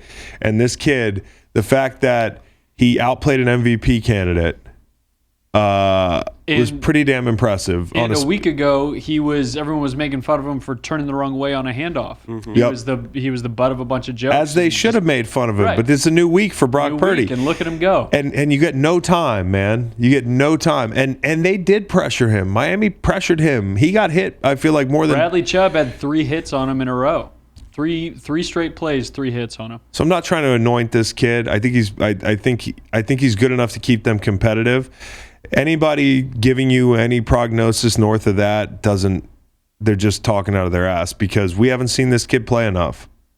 I mean, hell, he could be more efficient than Jimmy, you know? His birthday is December 27th. So he, at some point, you're like probably 6-7 years old. You're like, these aren't my birthday presents. Mm-hmm. This is just one extra Christmas present that I'm getting. That's good. No delineation. So he's had a chip on his shoulder his entire life.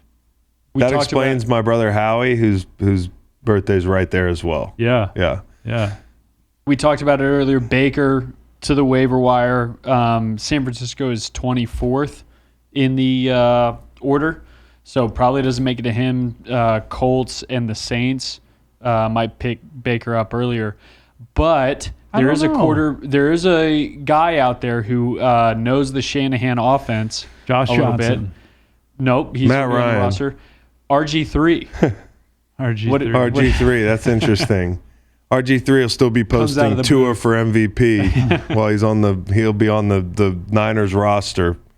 Like, I only would trust Baker with a guy like Kyle Shanahan. I don't know another team that would.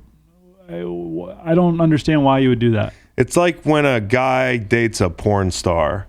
You know, not that Baker's. Jimmy G. Yeah. Well, it's like.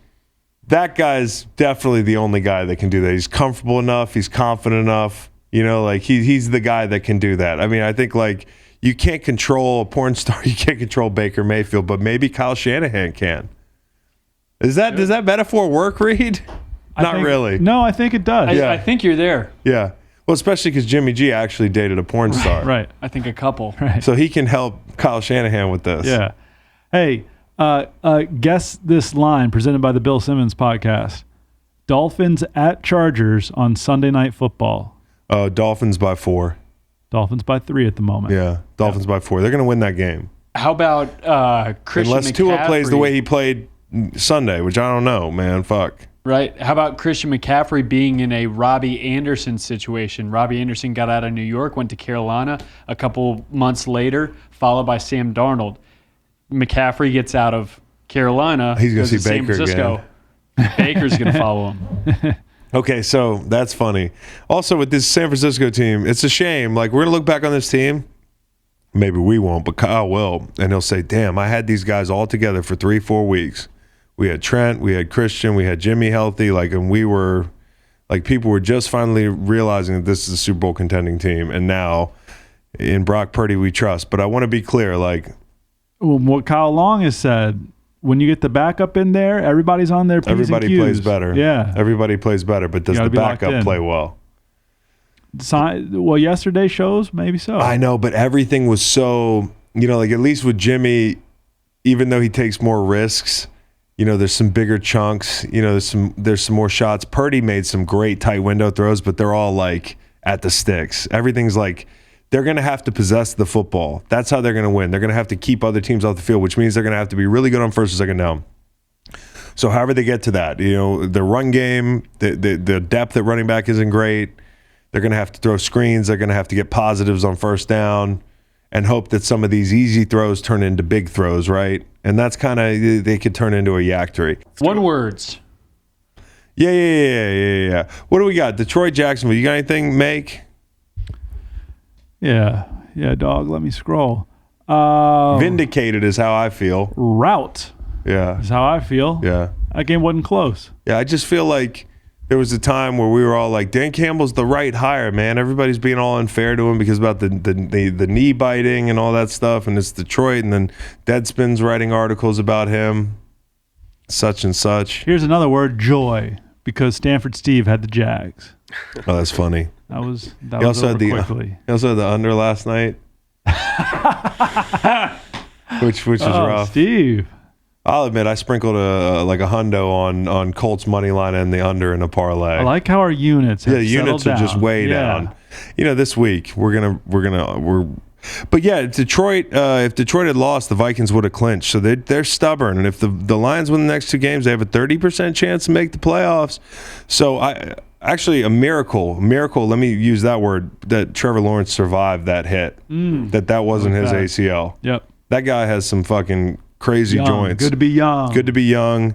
The defense has improved in Detroit. They're playing more zone. They've like since Aubrey Pleasant left. I mean, so Aubrey Plaza. Speaking of, I'm five episodes into White Lotus now. I haven't seen 6. Nice. Okay. Good. Plaza's a great actress. She's awesome. So good. She's awesome. She's so good at acting. She can act like she's acting in the show. You know, when she's like has to pretend that she's not pissed or like, she's so good at everything. Movie rec for you. It's called Emily the Criminal. It's a recent movie starring her. It's fantastic. Okay, that's great. You know who else is great? Who? Great actress, the Italian young lady. She's great. Yes. Yeah, she's great. Yes, Lucia. Yeah, she did some of her best work in episodes 4 and 5. Okay, what now? Cleveland, Houston. Cleveland, Houston. I wrote down Jets because damn, if the Browns don't blow that Jets game, they're 500 right now with Deshaun. Pretend for a second that Deshaun looked okay and not bad. Pretend for a second that you feel okay rooting for Deshaun. That just 6-6 feels a lot different than 5-7. Bro, the ball was skipping off his hand. Like it was just it was like sliding. I mean, I'm not even making a joke, but it was like the ball. It was like Gaylord Perry. The ghost of Gaylord Perry was out there spitting on the ball. Yeah. The ball was all over the place. He just died. Yeah, rest in peace. Yeah. Gaylord. Not alive. So Deshaun Watson, this Browns team, we've gone through this media hellstorm, right? We've all got to say the right things and all that shit. Jacoby Brissett, we got to bench Jacoby, who had played like a fucking hero relative to expectations. Like, ironically, it's not even the offense that's been the problem, and then Deshaun comes back in and the Texans, it's like their Super Bowl, man. Like, they were playing their asses off. That defense was playing its ass off. Most of America hasn't heard of any of these guys. Most of America's not watching, but they are just playing, dude. I think there was a safety earlier in this game. Yep. Yeah. So, yeah, valiant effort by the Texans, but the Texans still remain the number 1 draft pick. Yeah, for sure. That's important. Texans pressured Watson 47.8% of his dropbacks Heat him on up. Sunday. Yeah. That's 17.6% higher than Jacoby's average of 30%. I think he was in the first feeling 12 another weeks. kind of pressure, too, yesterday. Yeah. So. Green Bay, Chicago. Green Bay, Chicago. I wrote down Will, as in Will Anderson, because Chicago right now is in line for the number 2 pick. They're not after a quarterback. They got Justin Fields. Everybody else is. Prime position to trade down. Or Do you like Will Anderson as much as Stanford Steve? Well, the one mock draft I looked up Just remember in I asked preparation you. for this podcast, Just remember I asked you. I think you can poke holes into any of those guys, kind of like Kayvon Thibodeau, who's coming on and looking really good. He's looking for Jalen Carter. He's up here Googling Jalen Carter. He's Googling Javon Carter. There's a Memphis Grizzly. Yeah, I heard Jalen Carter might be the Yeah. number 1 defensive pick. Nah, there are a couple of guys. Point being, I don't think Jalen Carter picked up that quarterback this weekend. That kind of sealed the deal for me. You can pick a human being up like that, Just celebrate at the same sit time. nonchalantly. He was like a pirate. Aaron's ownership of Chicago continues, and I don't think Chicago minds that it's dropping games right now. No. Tough pick by Fields at the end. But, these are learning experiences for this team. I think they're going to be better next year, and I don't know. Yeah. Seattle Rams. Seattle went to Germany and fell off, man. I don't know. Stem cells. Yeah, I know. Maybe we found out that the defense isn't actually that good, right? Like maybe we found out there's some deficiencies in that, in that defense. Because I got to go back and watch this game, but the Rams moved the ball. Yep. John Wolford. With Wolford and Akers, who you would have thought Akers said something about McVay's family earlier this year. Right. And now I'm watching him on the small TV running in the end zone. On the Seattle Seahawks. Ken Walker and Geno Smith get into it on the sideline, a lot of finger pointing. Oh, were they finger pointing? They were finger pointing. And Smith started the game really well. He had touchdown drives of 80 and 91 yards in their first 3 possessions. He ended it well, too. The middle 20 of that game, they had some issues, but he came back with touchdown drives to end it and put it away. That's a strong finger point from Kenneth Walker. Can we run back that point, please? That was a... Ooh. Oh, that's all the way out in front. Yeah, that's when you extend level. Like that. Yeah. And then Geno gave him like the half-hearted, well, maybe it was you. Mm-hmm. You see, watch that Geno doesn't really mean it as much.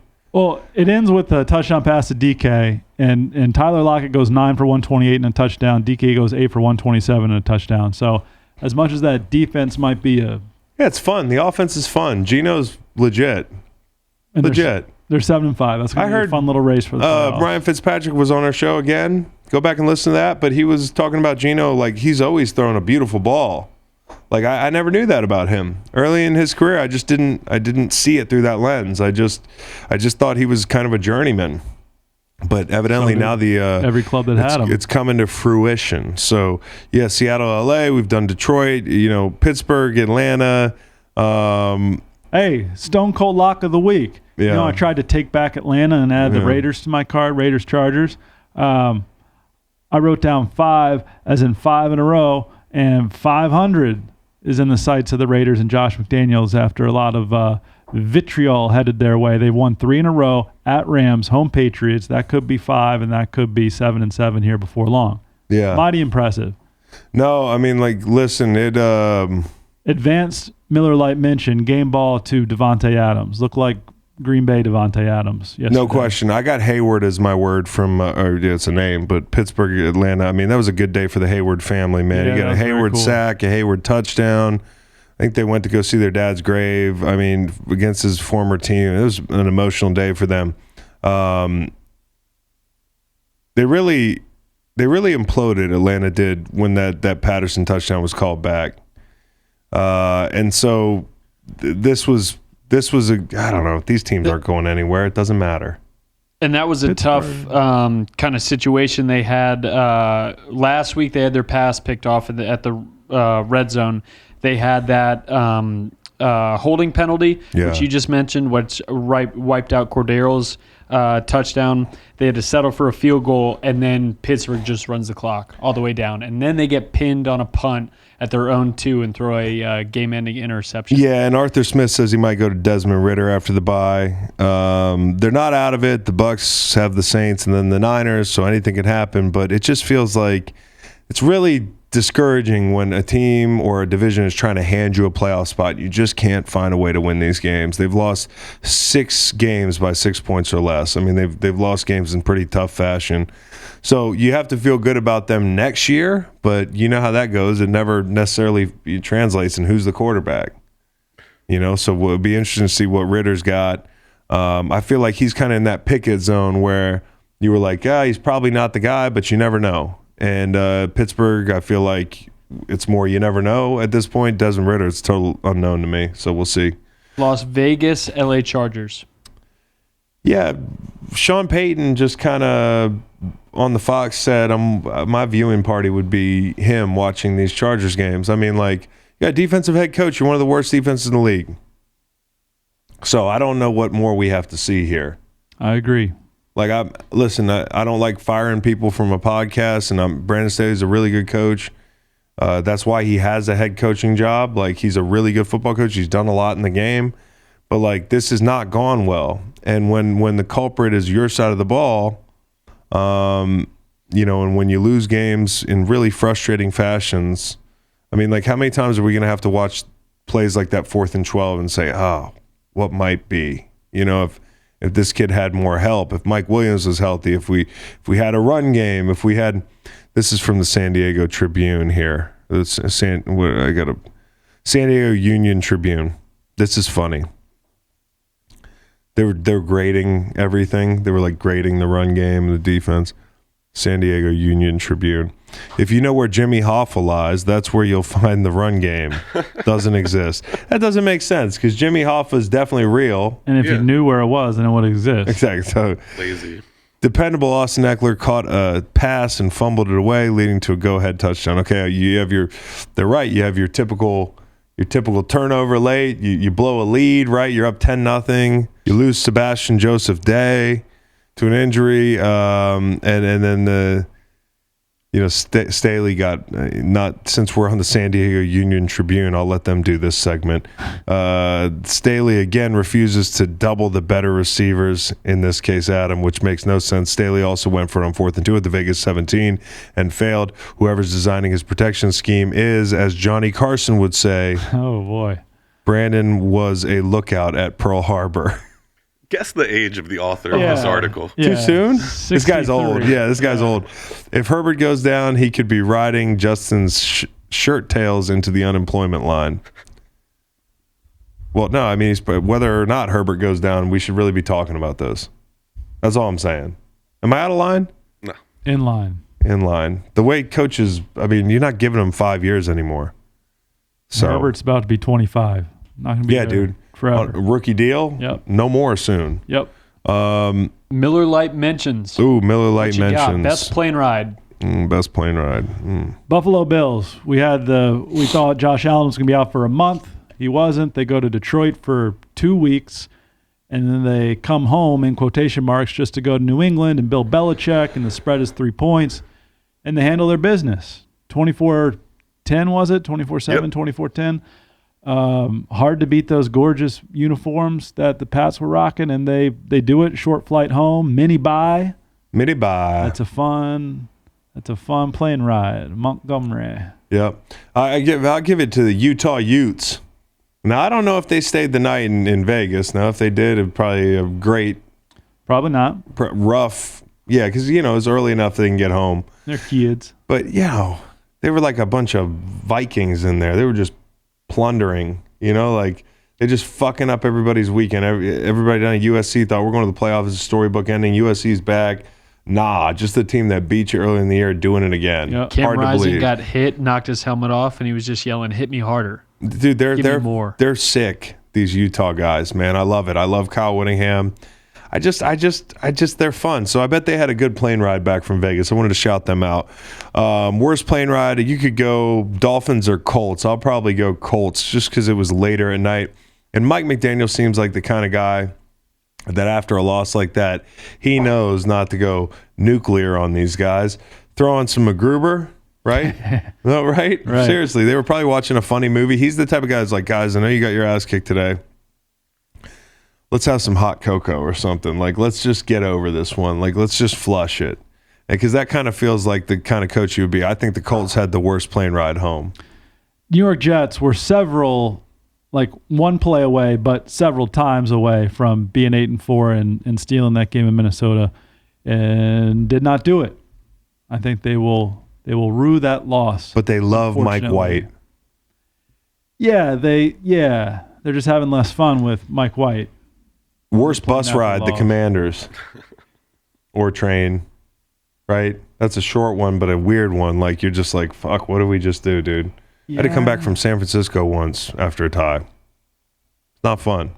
But you get to see him in 2 weeks at least, and you got a bye this week. Who's a lot of teams on byes. Why are we having byes on December I don't know. 11th? Who's the isn't Pearl Harbor coming up? 7th, December 7th. Yeah, you missed that. 41. You missed that. I mean, I missed it. Yeah, I wasn't. I mean, I missed it. Well, I talked about it first, so I care about it more. I've mentioned Pearl Harbor twice on this show. San Diego Union kicked it off, but I just gave the exact date. Okay. So Okay.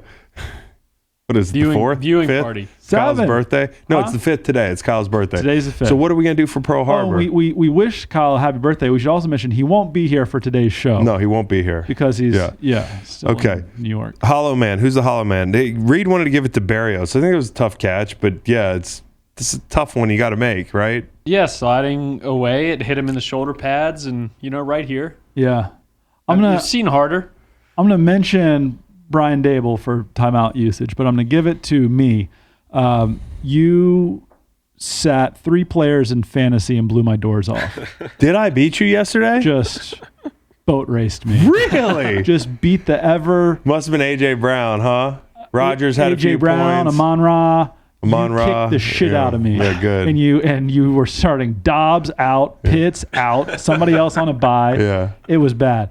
Luckily, I've scored enough points throughout the year that I'm probably not going to finish dead last. It's probably going to be you and me tied with the worst record, but I'll have you. You on were the points. Dolphins. I was the Niners. I beat you my with Brock gosh. Purdy. Assuming there was no commissioner text message. About the No, players there was no being- reminder. It's still a Mickey Mouse league. Thankfully, this Mickey Mouse commissioner of ours, I won't say that, great Yeah, no, commissioner. he's a great Mickey Mouse commissioner. league. Great commissioner. Hasn't extended our regular season, so it's going to end next week. So my 5-0 team, that's now 5-8, will not finish. Oh, real quick. Let's go Bevel Conway because Rich Eisen's calling me in 2 minutes. New England Patriots unis on Thursday night.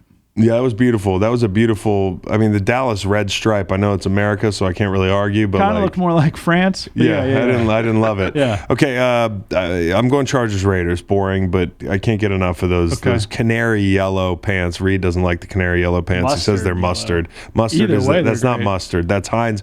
Mustard in the Benjamin Moore paint book is fucking. It's the color of Grey Poupon. It's not the color of Big Bird. As I go through all these games, Yeah. even the college ones, the college championship games, they're all played on turf and indoors, and it's a problem. Yeah, it's a problem. And everybody's getting hurt. Everybody's getting hurt on this turf. St. Louis Memorial. I'm going to give it to Christian Watson. This guy has become a real problem, bro. This guy's going to be a problem. He All he already does is is a problem. catch He's got TDs. 8 touchdowns in 5 games. Yep. Or I'll give it to Huntley, who drove the Ravens into position to win that football game, which later in the season, it might feel like they're out, but they could get well, and they could be a contender. All that stuff we said today could just not be the case. And you look back at this game and say, hey, really good we got a guy like Huntley. Josh Uche, going back to Thursday night, He balled. played well. 2 Nice sacks. ghost technique sack. I mean, that fucking looks awesome to do.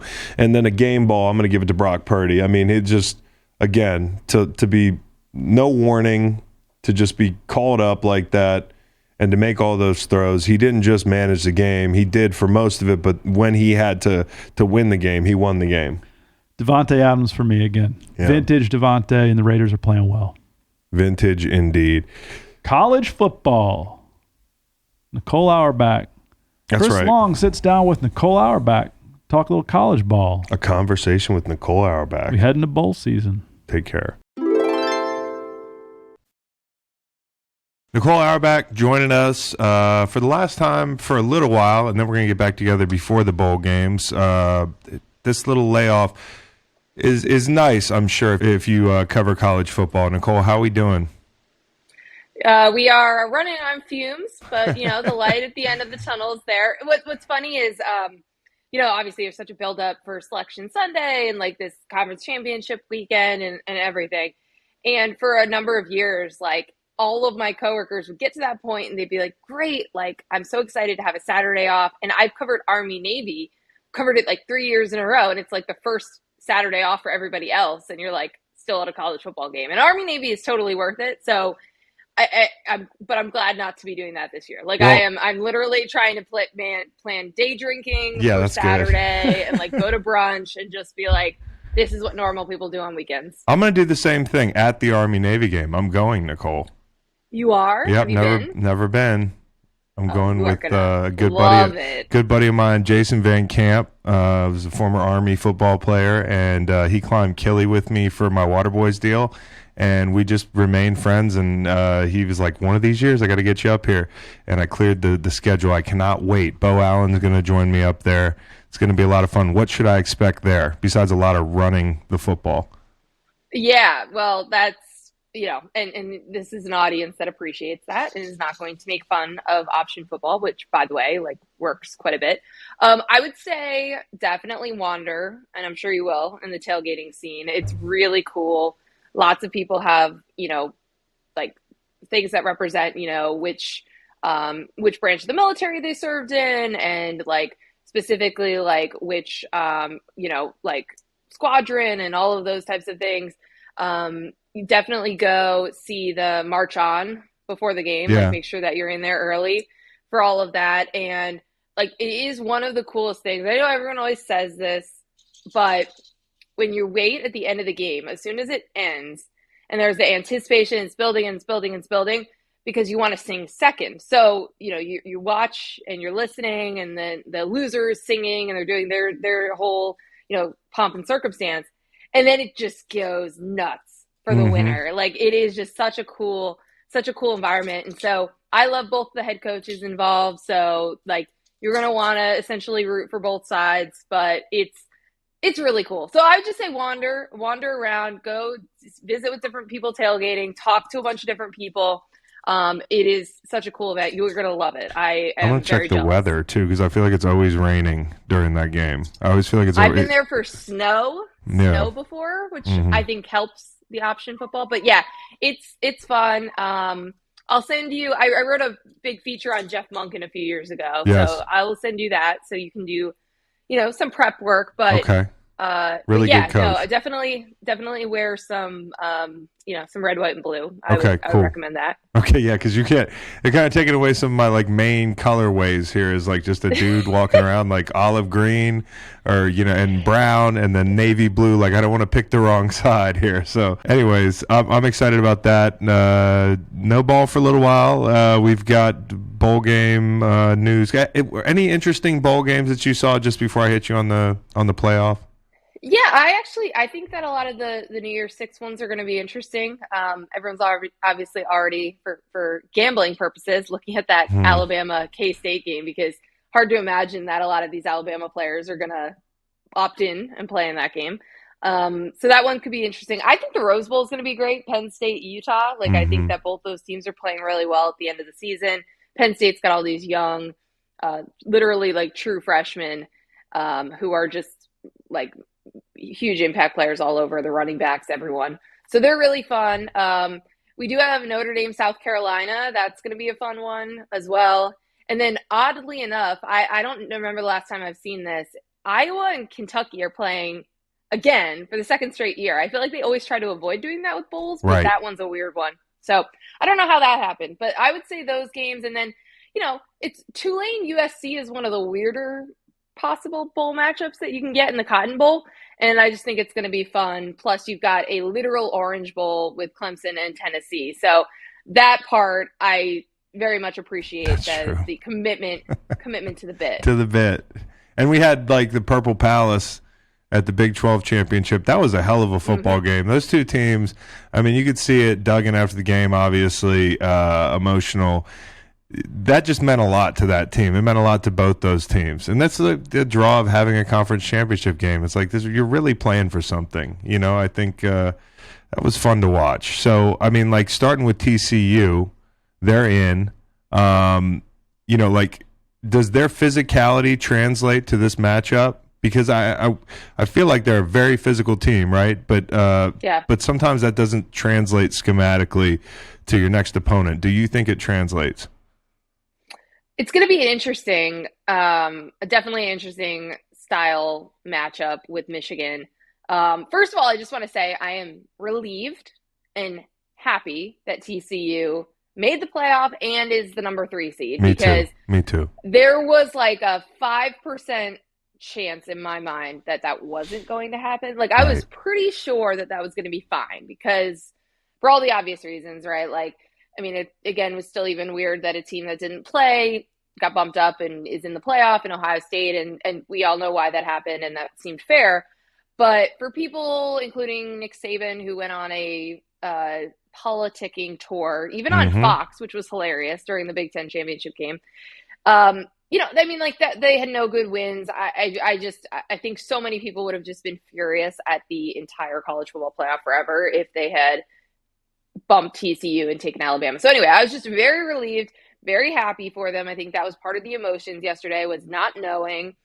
So I am interested in this. I was actually in the Michigan team room while they were watching the selection show earlier on Sunday. Yeah. So they, first of all, were booing anytime Ohio State was mentioned, or the camera pan to Columbus, which was great. But they were excited about this matchup. And I think because, I think that they can win this game, and they're already, pretty serious favorites in this game, but also to avoid Ohio State in the rematch. I mean, if they were to meet, it would be in the national championship game. So I think they were celebrating that as well. But, I mean, this is an unbalanced team in TCU. They are physical. They're incredibly tough and difficult, and they don't give up on these games.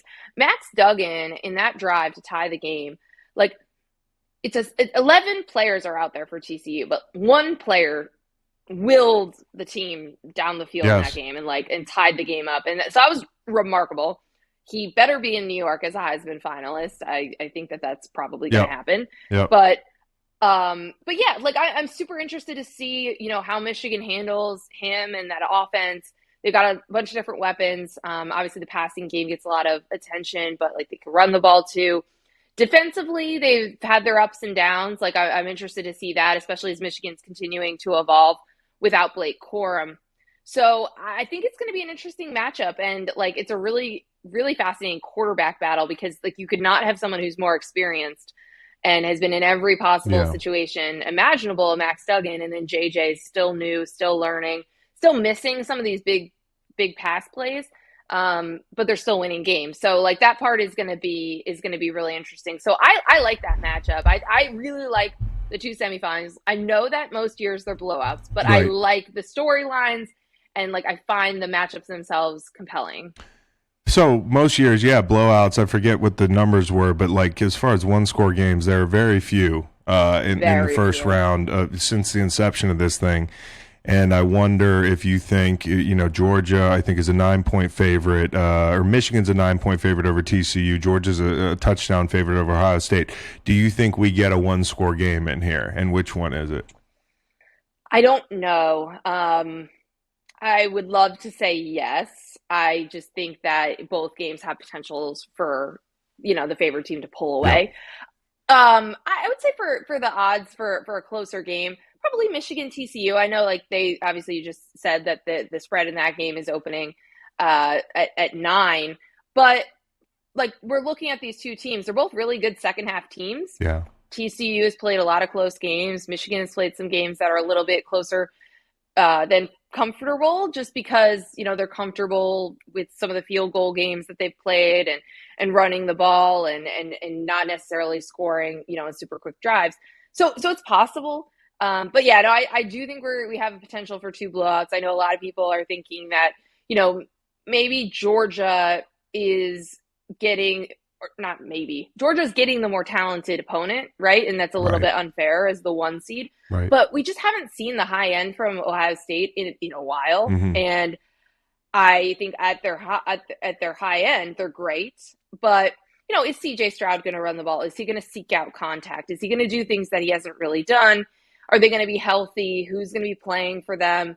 And then what about the defense and all the holes that were exposed against Michigan, right? So I think Georgia, we've talked about it a lot. They do have a fun offense. They've added so many wrinkles and done so many different things in the pass game, and also their use of tight ends. But fundamentally, they're very comfortable being really physical, running the ball. That is also their DNA, and that's how they built themselves up to their national power status. So, a lot of the things that Michigan was able to do to open up different things in the pass game, Georgia's going to be able to do too. So I'll probably talk myself into these games being closer by the time we get closer to the games. But first blush, I would say I do think we could be looking at, double-digit victories. Man, I'll do the same as you.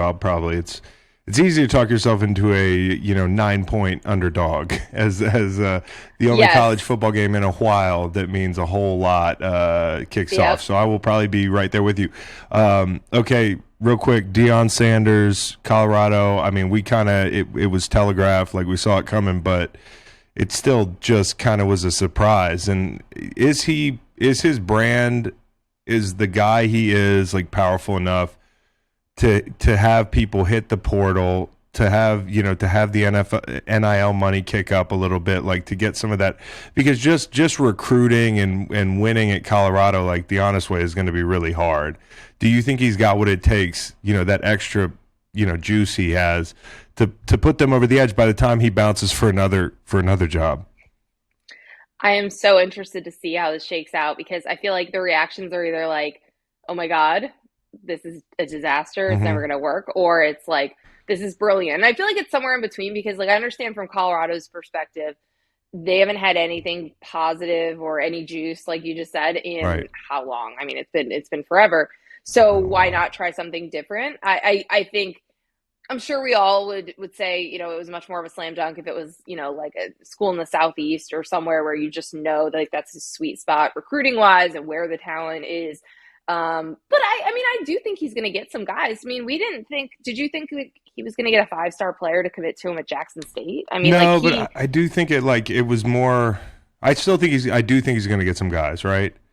Yeah, I don't think he's going to get like everybody, but he's going to, that will be a draw. Yeah. They're, like for Jackson State, I think it was really like, it was such a historic kind of thing to get this much attention at a SWAC school, like to the point where it kind of rubbed maybe Eddie Robinson Jr. the wrong way and that sort of thing. Like it just felt like there was an X factor that brought Travis Hunter to Jackson State. And I'm not saying that great players don't go to these schools, but the question I have is Travis Hunter, who went there because of Deion and because of that perfect storm and the timing of it all and all that, the vibe down there, like is he gonna transfer to a place like Colorado that he was never thinking about? Like that's the question. Like, are some of the guys that he really, besides his sons, like are dudes gonna hit the portal and head up there? Yeah, I mean, we're probably going to have a really good sense of this literally this week, because the transfer portal opens on Monday. So that's all the undergraduate transfers that could play right away without a penalty. So we'll get a better sense. But I think it's a really good question. This is why, like, I'm not saying it's a slam dunk or anything, but do players, especially, when you think about like the talent rich areas in the Southeast, do they really want to go to Boulder, Colorado? Like that is a culture shock. It's a tough place to recruit to. And I wonder, I mean, we'll find out. I think, Deion's going to do all of the things that we can expect of him. I mean, I think he has already posted like a lot of content around his farewell to Jackson State and his first meeting at Colorado. And, he's always going to have the camera, he's going to have that attention. The NIL question is an interesting one about, what does that booster world look like for that fan base, and what are they going to, come behind? I do think maybe Deion's able to help out with some, more national brands and different things as well. But these are all really important questions. And it's such a strange fit. I mean, if you had said to anyone 12 months ago, like this is the Power 5 job that Deion Sanders was going to get and that he was willing to take, I don't think anyone would have said that. So I'm really interested to see what it looks like, what it takes. It certainly makes Colorado way more interesting, which I think is the whole point here. But yeah, I mean, he's a great salesman. Is he going to be able to sell 5-star, 4-star, 3-star, whoever's on going to Boulder? We'll get a better sense this week. I think he's going to get some guys. We know he can coach. I mean, he really did maximize, what Jackson State was able to do on the field as well. So let's see. I mean, this could be very interesting. It could be really good. It could be really bad. It could be somewhere in the middle, but it's going to be interesting. Sure will be interesting. And another reason to watch Pac-12 after dark. Interesting questions. We'll see it play out. But first, a nice break for Nicole Auerbach. And hope you get a little rest and you get some day drinking done. We will see you in a couple weeks. I will. Enjoy Army Navy. I expect to get some photos and some videos. So I'm excited. All right. Have a great time. I'll see you guys in a few weeks. Listen to the full podcast on Spotify, Apple Podcasts, and other podcast streaming platforms. Wherever you want to get the podcast, you can get the podcast. Pretty simple. New episodes every Monday, Wednesday, and Friday. Don't forget to like and subscribe for more content. Podcasts get pretty wild. This is real tame.